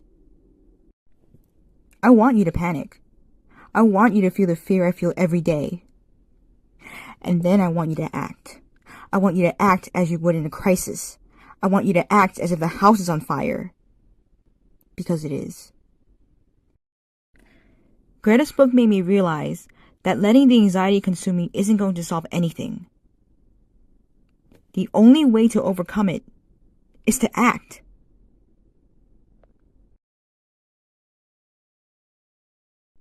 Excuse me, will you co-sign the bill to stop natural gas in new buildings? I'll give it a look. Wait, sir! I'm a constituent of yours and I speak for the young people of my neighborhood. We're working hard, but our mental health is severely affected by climate dread. Please co-sign the bill to ban natural gas in new construction. Give us hope. I'll give it a good look when I get in. That fateful day, I learned that Greta was right. No one is too small to make a difference. That counts for everyone reading this comic, including you. Join us today, because we could use everyone.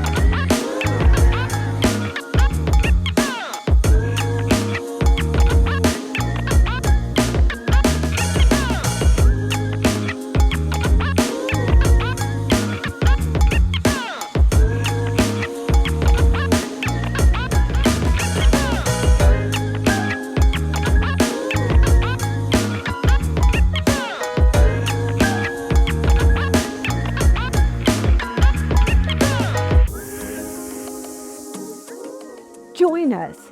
Together, we're fighting for safe food, clean water, and a livable climate.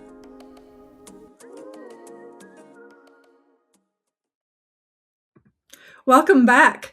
I hope you all enjoyed your break, checked out our community art showcase, got some stretching in, did whatever it was you needed to do to refresh yourself. I am excited for this next session, and I hope you are too. We are calling it The Power of Art, and my first guest is 24th Poet Laureate of the United States, Ada Limón. Ada Limón is the author of 7 award-winning books of poetry, is the recipient of a MacArthur Fellowship, a Guggenheim Fellowship, and was named the 2024 Time Magazine Woman of the Year. She is also the author of 2 picture books and was the editor of the anthology You Are Here, Poetry in the Natural World, which she will be reading an excerpt from today. Please join me in welcoming Ada Limón.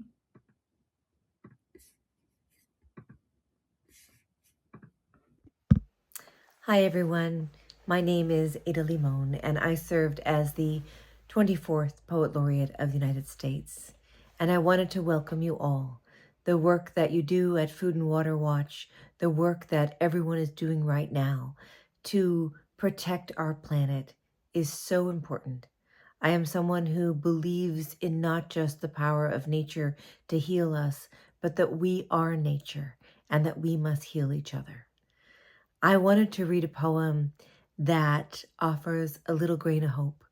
I know that when we're doing this work, it's easy to feel daunted by the enormity of the task ahead. And so I wanted to read this poem to offer a little rope out of the well and a little courage to continue. Instructions on not giving up. More than the fuchsia funnels breaking out of the crab apple tree, more than the neighbor's almost obscene display of cherry limbs, shoving their cotton candy-colored blossoms to the slate sky of spring rains. It's the greening of the trees that really gets to me. When all the shock of white and taffy, the world's baubles and trinkets, leave the pavement strewn with a confetti of aftermath, the leaves come, patient, plodding, a green skin growing over whatever winter did to us, a return to the strange idea of continuous living, despite the mess of us, the hurt, the empty. Fine then, I'll take it, the tree seems to say, a new slick leaf unfurling like a fist to an open palm. I'll take it all.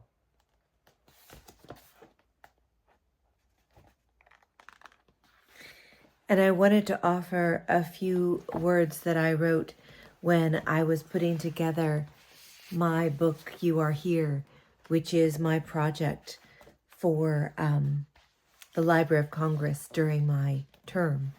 And I worked with the National Parks Department and the Poetry Society of America to come up with this project. I'm just going to read a few little words from the introduction. There is a tree I planted at the edge of the yard on my birthday a few years ago, a small Jane magnolia, bred for beauty and pleasure, and it has given me both. I'm staring at that tree now as the wind is coming up and the weather is turning from sun bright to cloud covered quickly, dramatically. It's no secret that when I'm trying to find myself, trying to ground myself, I stare at trees. I first see them as a green blur of something moving, something distant, trembling in unison. But then I look at the leaves, remembering their names. From where I sit now, I can see the magnolia, the 3 cypress trees, the hackberry, and the old mulberry tree that drapes its tired branches over everything like it wants to give up but won't. Watching them makes me feel at once more human and less human. I become aware that I am in a body, yes, but it is a body connected to these trees, and that we are breathing together. And then I wanted to offer a new poem, which for me is very much about the connectedness of everything. And again, thank you for the work you're doing. Startlement. It is a forgotten pleasure. The pleasure of the unexpected blue-bellied lizard skittering off his sunspot rock. The flicker of an unknown bird by the bus stop. To think perhaps we are not distinguishable, and therefore no loneliness can exist here. Species to species in the same blue air, smoke, wing flutter buzzing, a car horn coming. So many unknown languages to think we have only honored this strange human tongue.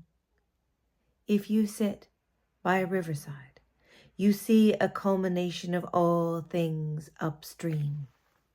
We know now we were never at the circle's center.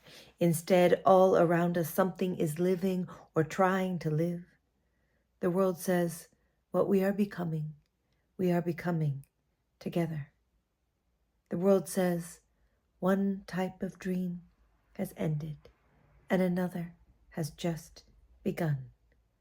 The world says, once we were separate and now we must move in unison. Let's not give up. Thank you for all the work you do. Wow. Thank you. What we are becoming together. Thank you so much, Ada Limón, for sharing your words of strength and encouragement with us today. My next guest is Britton Smith. Britton is the head person of Britton and the Sting, a New York funk band that has been energizing the New York City music scene, performing for sold-out audiences at the Apollo, Williamsburg Music Hall, New Blue, and more. They've been featured in publications including Vanity Fair, Vogue, Vault Magazine, and The New Yorker. And closest to our heart, they created Return to Mama, a concept album that reawakens our connection to the spirit of water, reminding us this essential element is alive, holding wisdom, agency, and a voice of its own, if only we listen. So this is Britton, and we are here in our New York benefit venue, about to get started. Britton, we just heard you doing your sound check. You sound amazing. Thank you. So excited you're here. Let's start off with an introduction. Tell us about yourself and what kind of music you do. My name is Britton. I have a funk band called Britton and the Sting. And I came to New York in 2008 to do theater. And I did theater. I was on Broadway several times. And then a taxi driver randomly told me to start a band. And so my music feels like the church I always wanted. It's theatrical because I'm a theater boy. And it also is funky, soulful rock, but it's made to gather people in a room the way I grew up. I love that. That's beautiful. I'm so excited for it. And I know you also are a water activist. What drives your passion for environmentalism, and how is that related to your music? Oh my God. I wouldn't even call myself a water environmentalist. Okay. I am newly in the water space. What drives me is the spirit of water, I think, is alive. I know is alive, and trying to get us, like our mother or any relationship in our life, to remember her. And I think the water is a very beautiful, unifying thing that across divides everyone needs. And so I'm actually using water as a conduit for unity. I'm obsessed with like togetherness, and nothing brings us more together than the water. Absolutely. And I think if we take care of water, we're inherently also taking care of life, all of life. And so it's just a good thing to focus on. If you want to care about life, care about water, and she'll show you how to do the rest. I love that. Yeah. I first thought of you as a water activist when I was introduced to your concept album, Mama. So tell us about this album and how you came to create that. You know what, Jeanine? I am a water activist. I know. You know what? I'm going to say yes to that. Yes. I'm at the freaking Food and Water Watch. That's right. I'm here with you, Jeanine. I am a water activist. That's crazy. Yes, I am. Can you repeat your question again?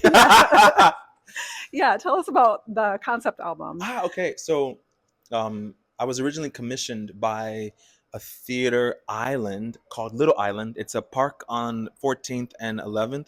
And originally they just asked, what do you want to write about? And I was like, oh, it'll be clever because the park sits on the water. I thought it would be nice to write about water. And it just kind of took over as I looked into the science of water, the qualities of water, what brought water to this planet for the first time, who doesn't have access to water, what are water wars? Like I just took a deep dive. And though I'm a Scorpio, I never dug deep into the life and troubles of water. So that is what made us make a concept album. It was originally a theatrical show. Now it's a concept album. And now we're going on tour starting in 2 weeks to 6 cities in the country that are most vulnerable to water scarcity issues. That's really cool. I'm excited by that. Yeah. Yeah. I'm excited to hear that. And tell me about, the name is Mama, right? Yes. To me, well, I want to hear what it means to you, but that, I mean, that's a word that means something to everyone. Yes. So how did you come up with that name? In doing my nerdy water research, I remembered that everything alive living on this planet is only alive because of water. Everything living on this entire planet is living because of water. So I was just like, she's our mother. Yeah. She's literally the life of everything alive. And if we treat the water with that reverence of our mother, with that, when she calls, answer, be responsible. Like, you know how we are, like when you give your mother flowers, if we give water flowers, she'll be nicer to us. Yeah. She'll be like, it's a relationship. And so if we treat the water with the reverence of our mother, which we already have some type of relationship and normalcy to, sometimes complicated, but we all have it. Yeah. It helps us treat that thing we take for granted with a little more honor, a little more reverence. Yeah, I like that. So now that you call yourself a water activist, I'm a water activist, y'all. I'm curious if you've had a moment where you could tell that your work was making a difference in that field, and what that felt like. I'll say two things. One, in the audiences, I say water facts that shocked me, and to watch people just coming to a concert to like hear music, remember a quality about water. I watch them literally.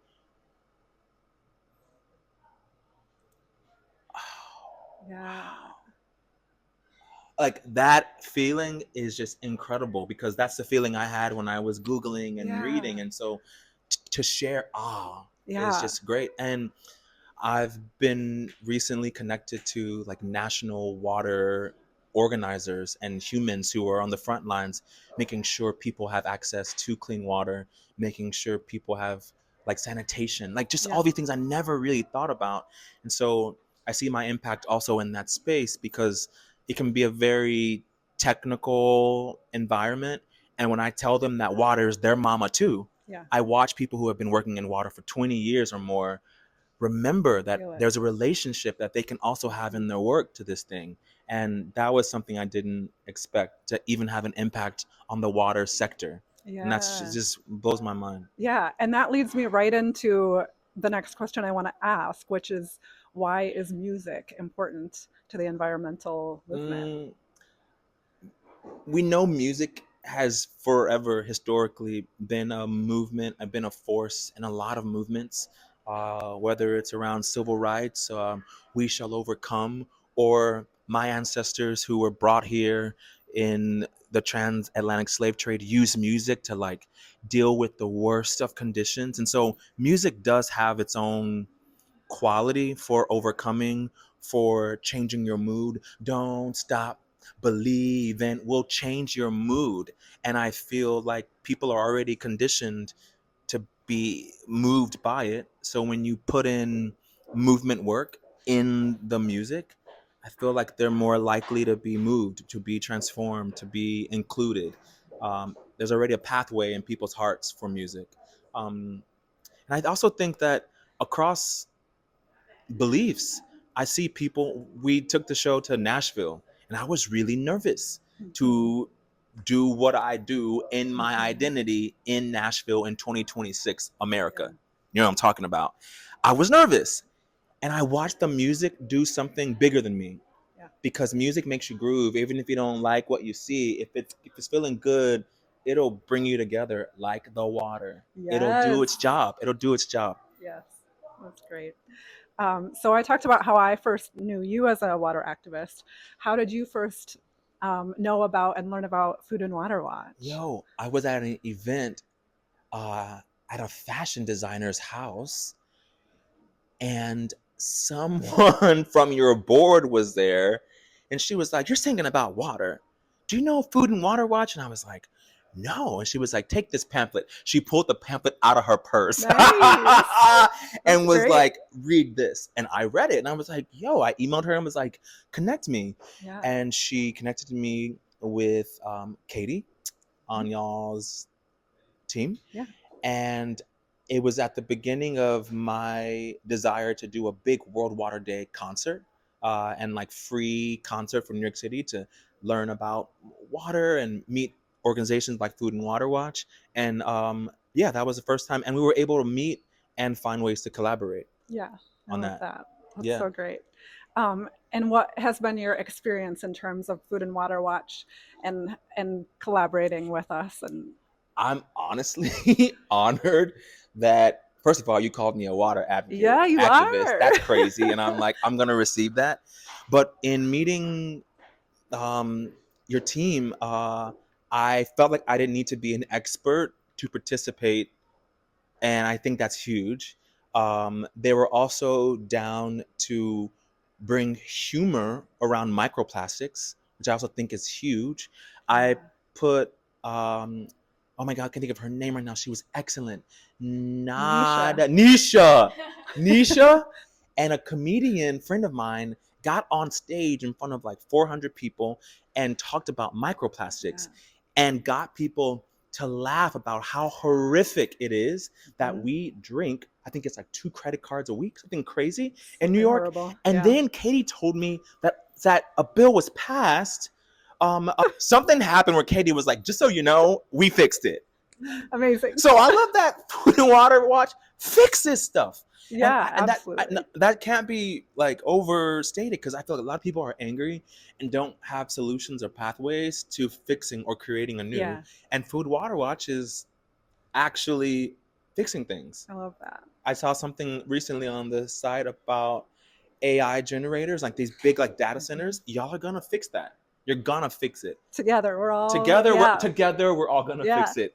But it's nice to know that there are pathways and people who actually are committed to solutions in that way.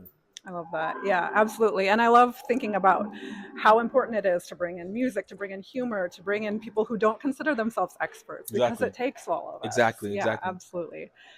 With all of that in mind, what gives you hope for the future? I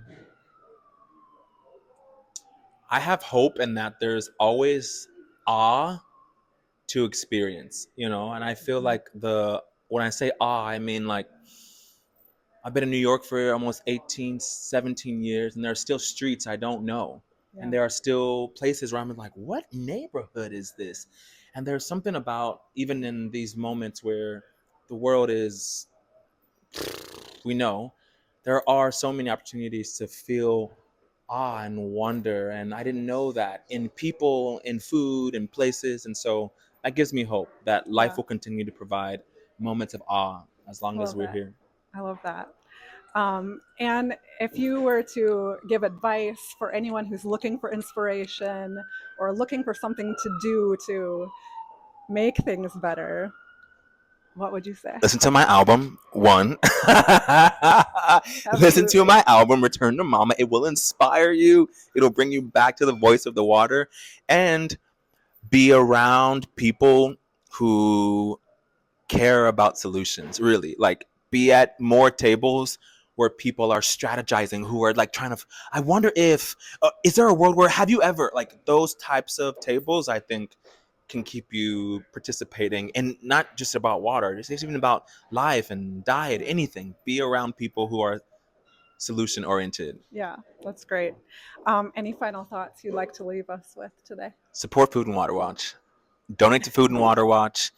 Join a group. They have ways that you can participate all over the country. They're and they're funny. They're cool. They dress nice. They know stuff, and you want to be at a table with them. Really, support and join Food and Water Watch. That's what I want to say. Well, thank you so much. This is Britton Smith of Britton and the Sting, and we are excited to hear your music tonight. Woo-hoo! Thanks so much. It's gonna be fun. Thank you, Jeanine. Thank you. Beautiful. Thank you. We did it. Nice work. Oh my gosh. What a pleasure. Thank you so much to Britton and his guitarist AJ and everyone who attended the New York City benefit reception. It is such a pleasure to be in a room full of like-minded activists celebrating the work we do together. As I said earlier today, the work we do together is serious. We're in a critical moment in history, and we have work to do. We all know that. but it is not without joy. Gathering together can be invigorating and inspiring. Before we move on to our next session, I want to take a moment to say what an honor it is to be here with all of you. Talking to these incredible speakers is energizing. The response we got from our call for community art submissions is inspiring. And seeing you all show up here today, supporting the work we do together, gives me hope for the future. Today is about celebrating the power of art and artists, and it is also about building capacity. I know I keep saying this because it is really important to me. We don't take any corporate funding. I know it's important to you as well that Food and Water Watch is not beholden to anything other than the health of our communities and our planet.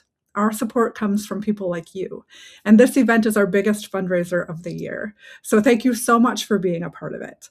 Please remember, we have a matching gift, so everything you give today has double the power. Thank you again for your investment in clean water, safe food, and a livable climate.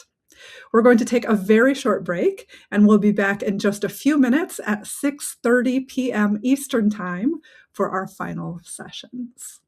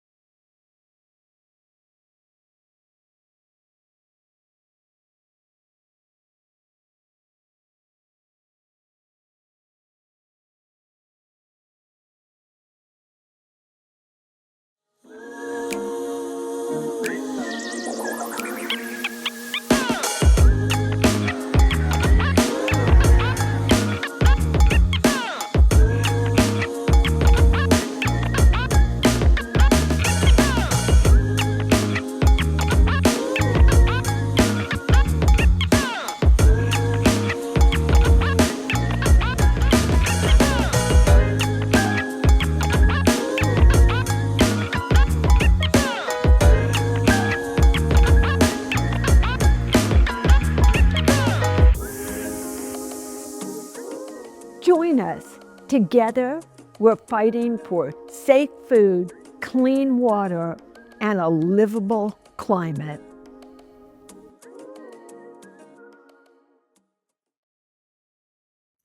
Welcome back.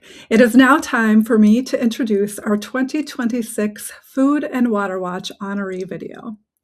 I had the pleasure of meeting all three of these inspiring humans in person recently, and it is a genuine treat to see the way they used their art to bring us into their worlds and share their enthusiasm and conviction in the work we all do together. Congratulations to Matt Wechsler, Susan Weltman, and Fredericka Foster, Food and Water Watch's 2026 honorees. In the toughest of times, it is so often artists who lead the way. This year, Food and Water Watch is honoring 3 long-standing artists in our community.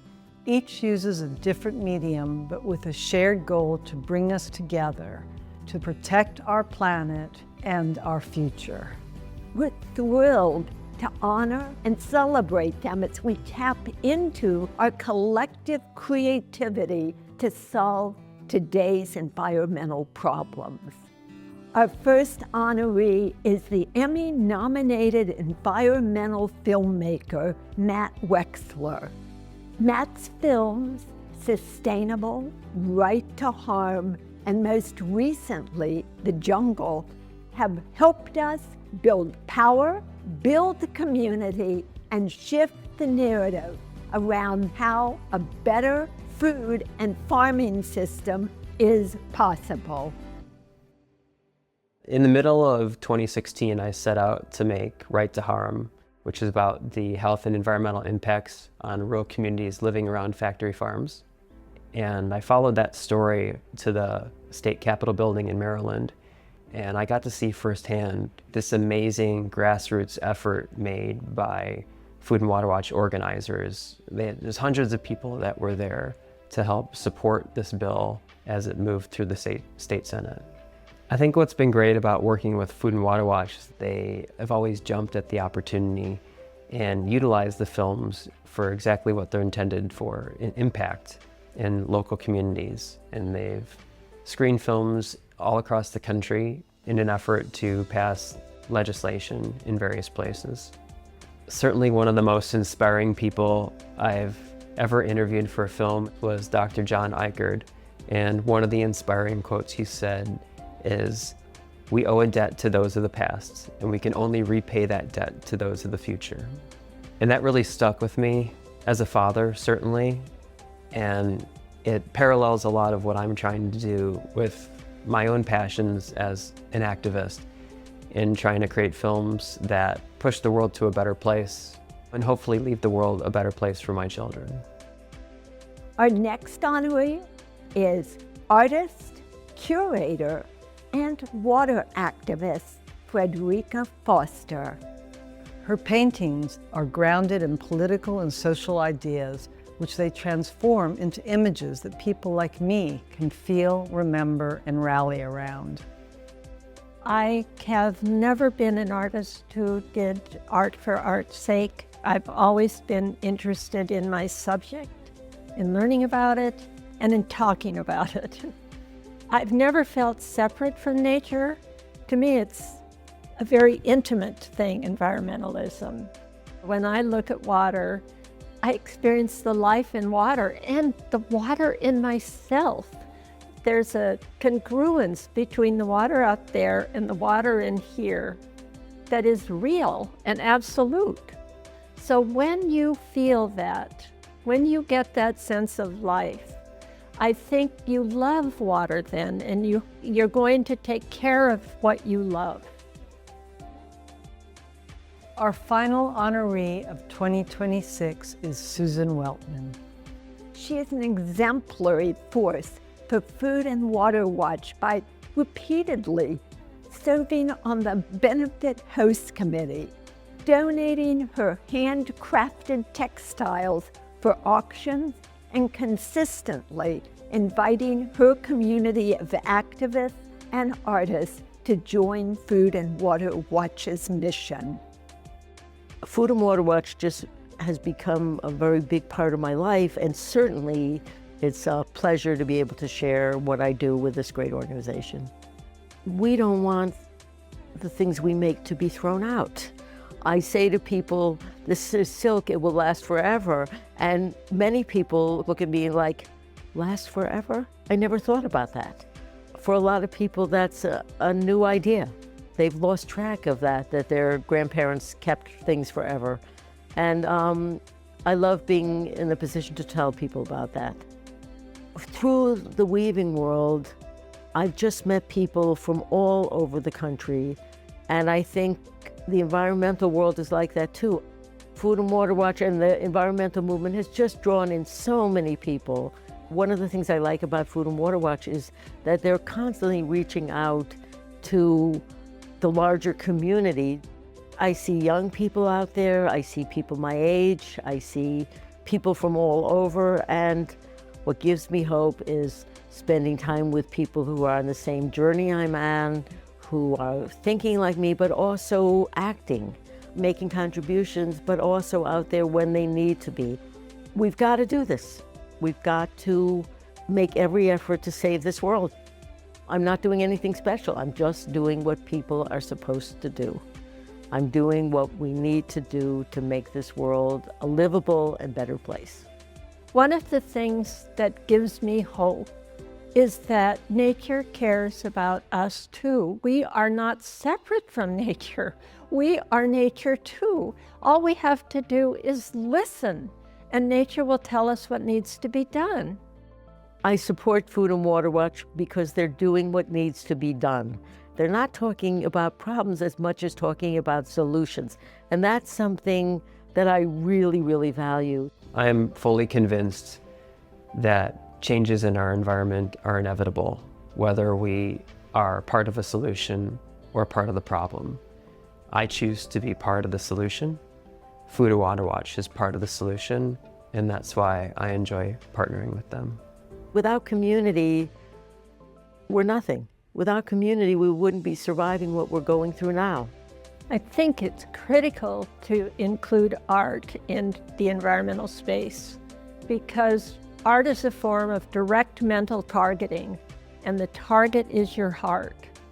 So that sense of connection that people feel when they sit beside water, for example, intimacy occurs between people, connections occur between people, and it's through those connections that we're going to create change. Thank you, Matt, Fredericka, and Susan, for inspiring us and truly illustrating activism.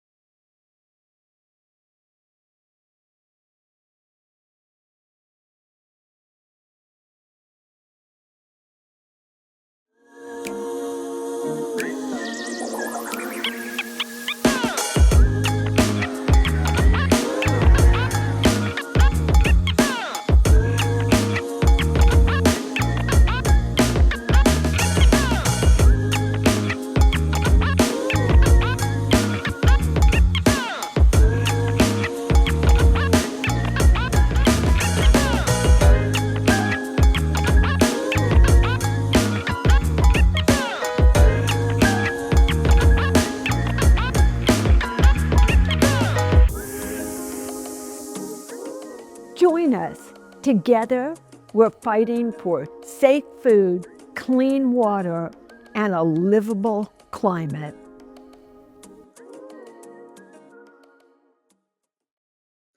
Welcome back. Our final session this evening highlights the art of environmental filmmaking.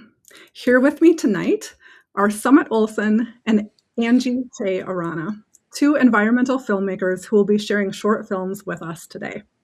Summit Olson is calling in from Minneapolis, Minnesota, where she is a nature photographer and an environmental filmmaker. She is in love with the creatures that roam the earth, going on adventures, and all things wild. Summit is dedicated to telling stories about the earth to show how truly beautiful it is and why we need to protect it.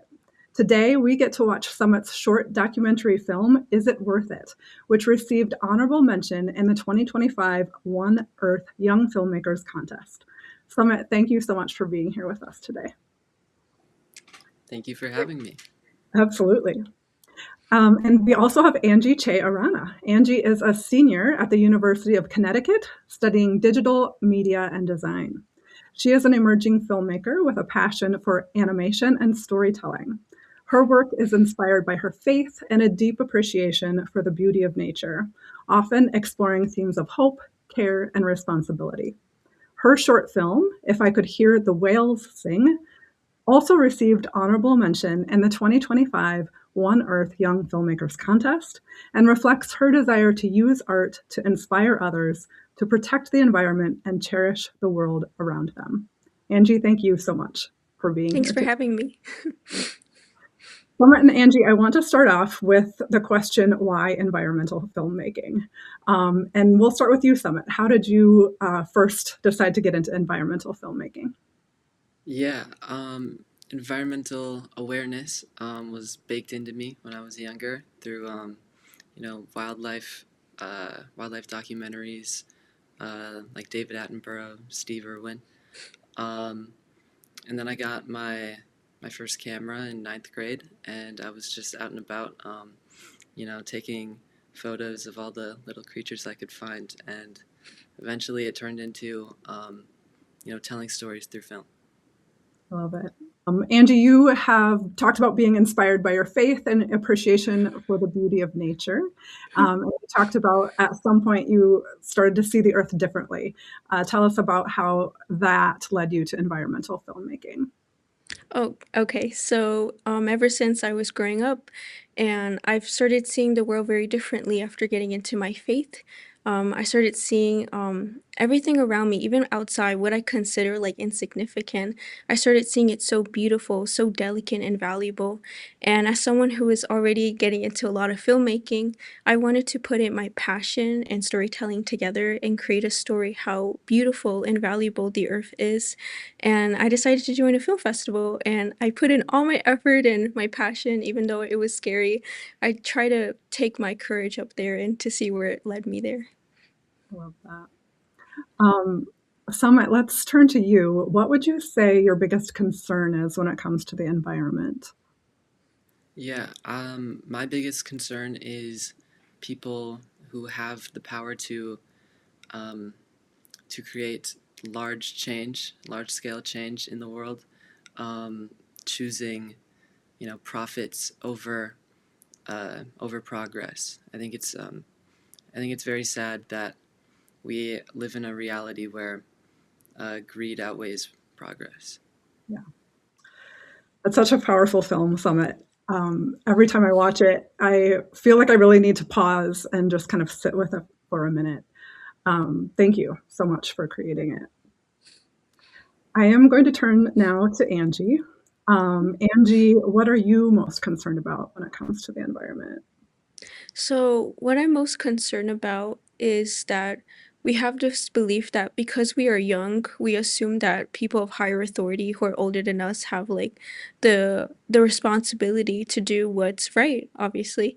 But we might lose the chance that we have our voice of our own, but other people might tell us, but because we're young, we're powerless, we don't have anything to say. But all of us, at the end of the day, the earth is our home.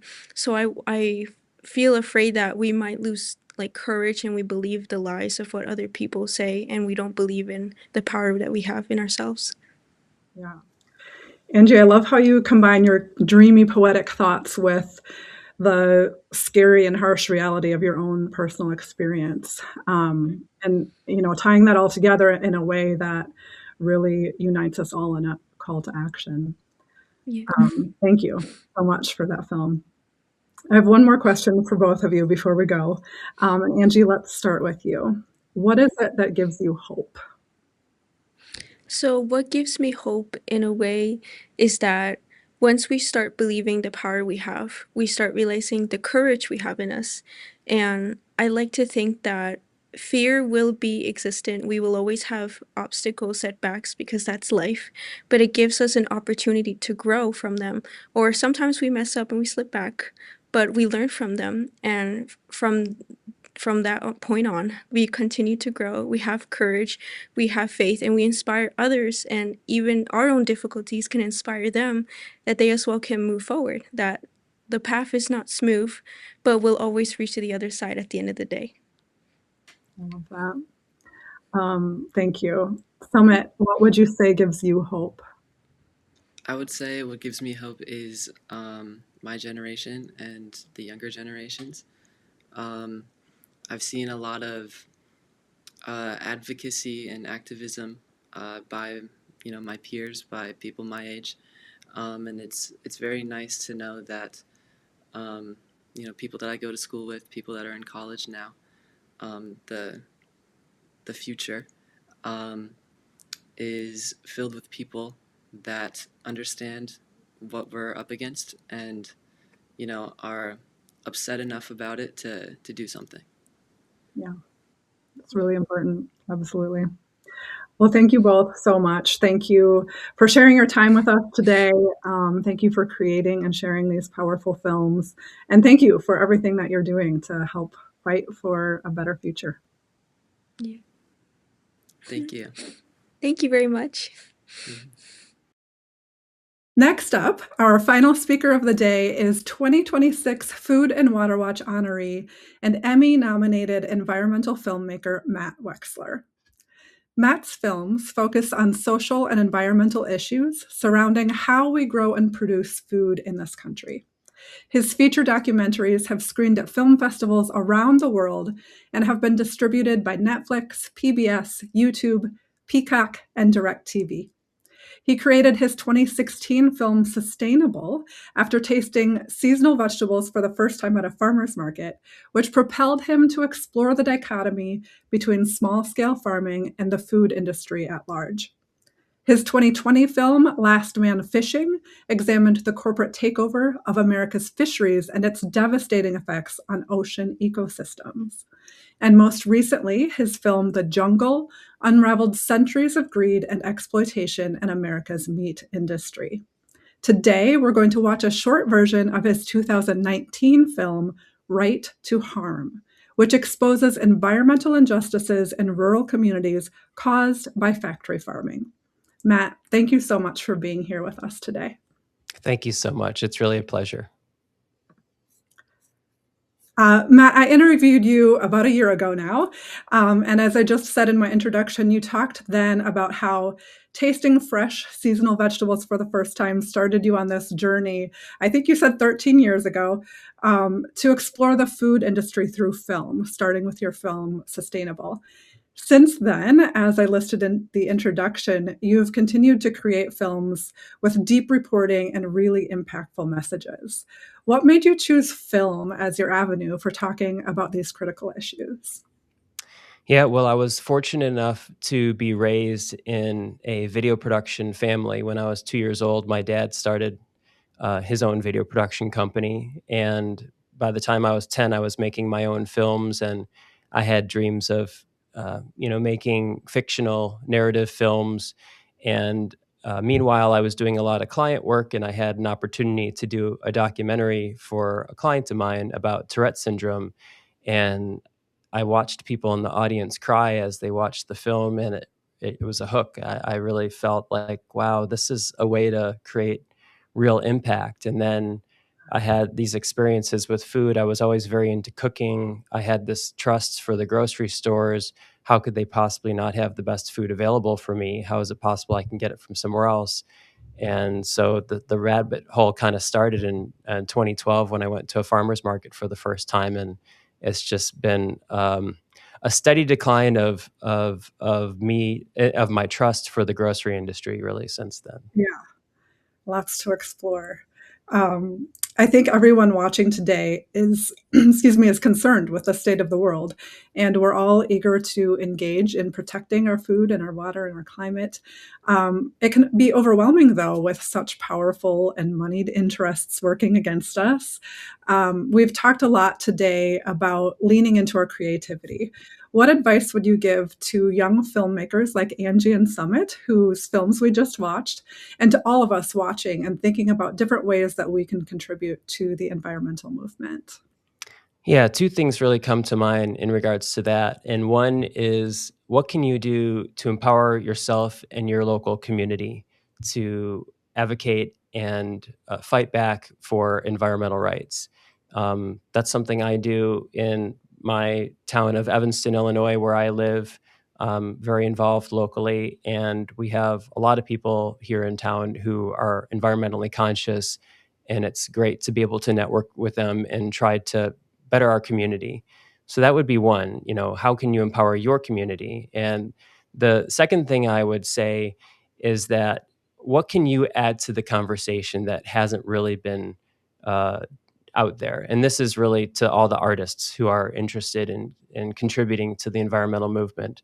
What take do you have that is nuanced or different from others of what you've seen? And how can that be impactful in creating awareness? So that's certainly advice that I would give to younger filmmakers or younger artists of any type. Yeah, I love that. Such a good question for us all to ask. Let's move to talking about today's film. We are about to watch a short version of your 2019 film, Right to Harm. What led you to create this film specifically? Yeah, well, I really had no intention of doing a series of agriculture films, but on the road of making the film Sustainable, which was a 2016 film, I interviewed Dr. John Eichert, and during the interview, he's just started talking about all these issues of rural community members living around factory farms, and my jaw just kind of dropped, and I just had no idea what was going on for these rural residents. And I felt like, well, this is way too heavy a topic to include in the film Sustainable, but wow, what an introduction to this. I'm going to follow up on this. And literally, I had my first meeting about right to harm the day before the world premiere of Sustainable. So it kind of started right away. There was a clear need for it. All these communities around the country were really in need of a film that advocates for what they're talking about and raises awareness. So that's how it all got started. Absolutely. And I noticed too that you're taking from places all over the country. This is, a widespread issue. The name Right to Harm is a reference. Can you explain what this name is referring to? Yeah, it's always interesting trying to come up with a name for a film, but throughout the early process of learning about this issue, everyone was talking about right to farm laws, and right to farm laws are state statutes that that don't allow for nuisance lawsuits to happen against agricultural entities. And it sounds like, okay, that's great, right? We need protection for agricultural entities, right? So that people don't sue them. But the devil's in the details, right? Is it protecting the agricultural interests, or is it usurping the rights of rural residents who live around them? And that's really what the film is about. And many people in these rural communities, they don't call it the right to farm law, they call it the right to harm law. So right to harm became the name of the film. Yeah. My next question you've already answered a little bit in these jaw-dropping realizations, but did anything surprise you as you were making this film? Honestly, the biggest surprise when I made the film Sustainable, I was in and out of all these amazing regenerative small farms doing amazing things. And this film, Right to Harm, was the exact opposite. This was going into the lion's den, going into where the factory farms are most prevalent. And the smell was so incredibly intense that even thinking about it now gives me a little PTSD. Like there was this one small town in Arizona. We could literally smell the chicken manure from about 5 miles away. When we filmed up in Wisconsin, the smell we encountered from the dairy cows stayed in our car for multiple days. There was events where the smell would stay in my camera, and I would come home and I would smell it in my camera. And so even just thinking about the smell and then thinking about what these rural residents have to deal with, it's one thing to see it in the film, but to actually experience it in real life is really, really troubling, honestly. Yeah, absolutely. Yeah, just being next to that every day. Yeah. One thing that I really appreciate about your films is that they don't shy away from talking about environmental racism and classism. And in fact, in the film that we're about to see, Dr. Jacoby Wilson calls this out and says that he would go so far as to call it environmental slavery. Why do you think that it is important to keep this idea of environmental justice as a central part of the discussion when we're talking about factory farms? I think the justice part of the environmental issues is really what needs solving. I think the planet can probably do with or without humans. Maybe it could go through some really tough times, but this planet's had, I think, 7 ice ages in the last 800,000 years or million or so years, and has shown the ability to thrive with or without humans. I think we are, at the end of the day, just a blink of an eye on a long, long timeline. If we are seeking survival, then justice needs to be, I think, the angle that we look through, the lens we look through in terms of environmental issues. And also issues of just general evolution of how we live and communicate with each other. Like what we're talking about in terms of this type of environmental pollution or fossil fuel type of environmental pollution is all archaic technologies from quite a long time ago, right? So there's room for innovation, there's room for new ideas, and these ideas can solve the justice aspect of it as well as solving the environmental aspect of it. Yeah, thank you. We have had the pleasure of working with you for many years, screening your films with audiences across the country. And your films have helped us build power, build community, and shift the narrative around these issues. They invite people to engage in conversations about how better food and farming future is possible. What impacts have you seen as a result of the film that we're about to watch? I've really seen just a ton of awareness be raised in all these small communities.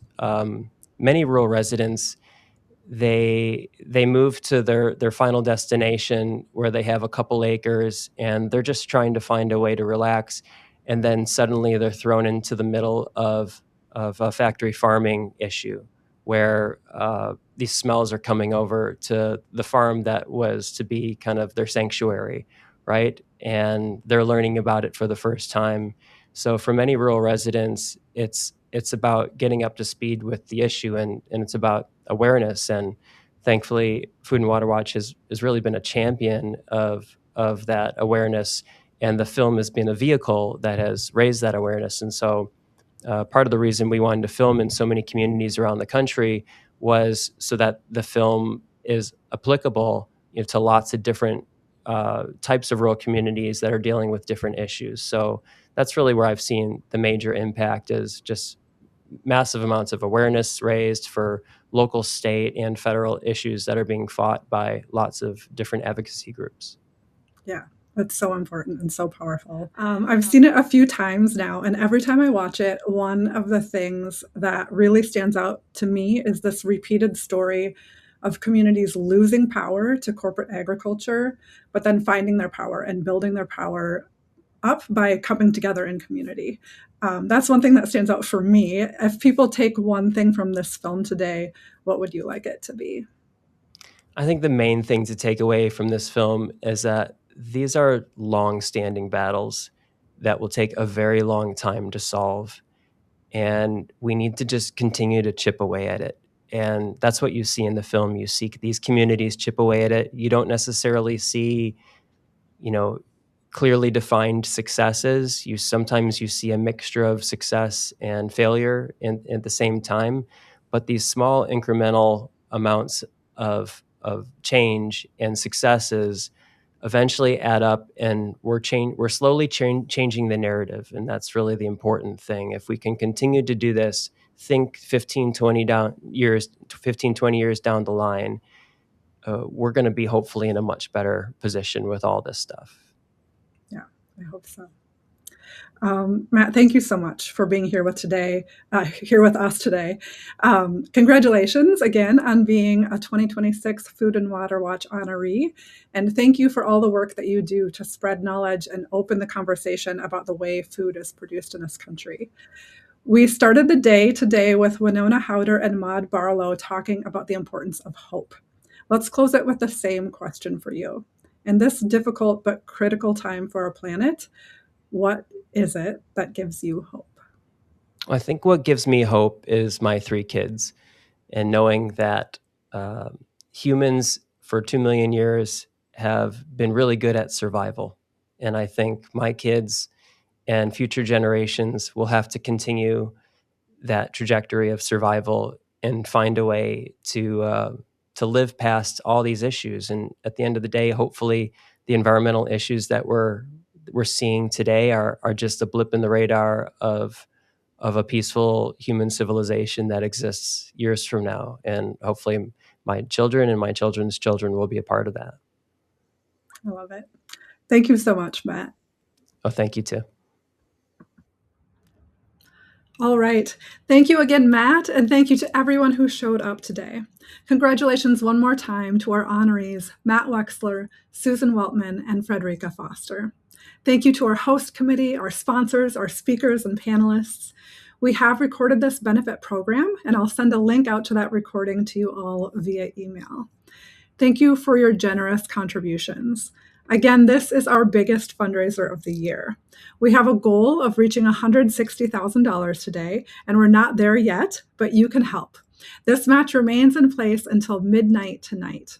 Please consider donating, and remember that every dollar you are able to give will be matched, dollar for dollar, by Nancy Hughes, Jamil Simon, and the Menaki Foundation, and it all goes towards the fight for clean water, safe food, and a livable climate. Thank you all again for being here today, and I look forward to seeing you next time.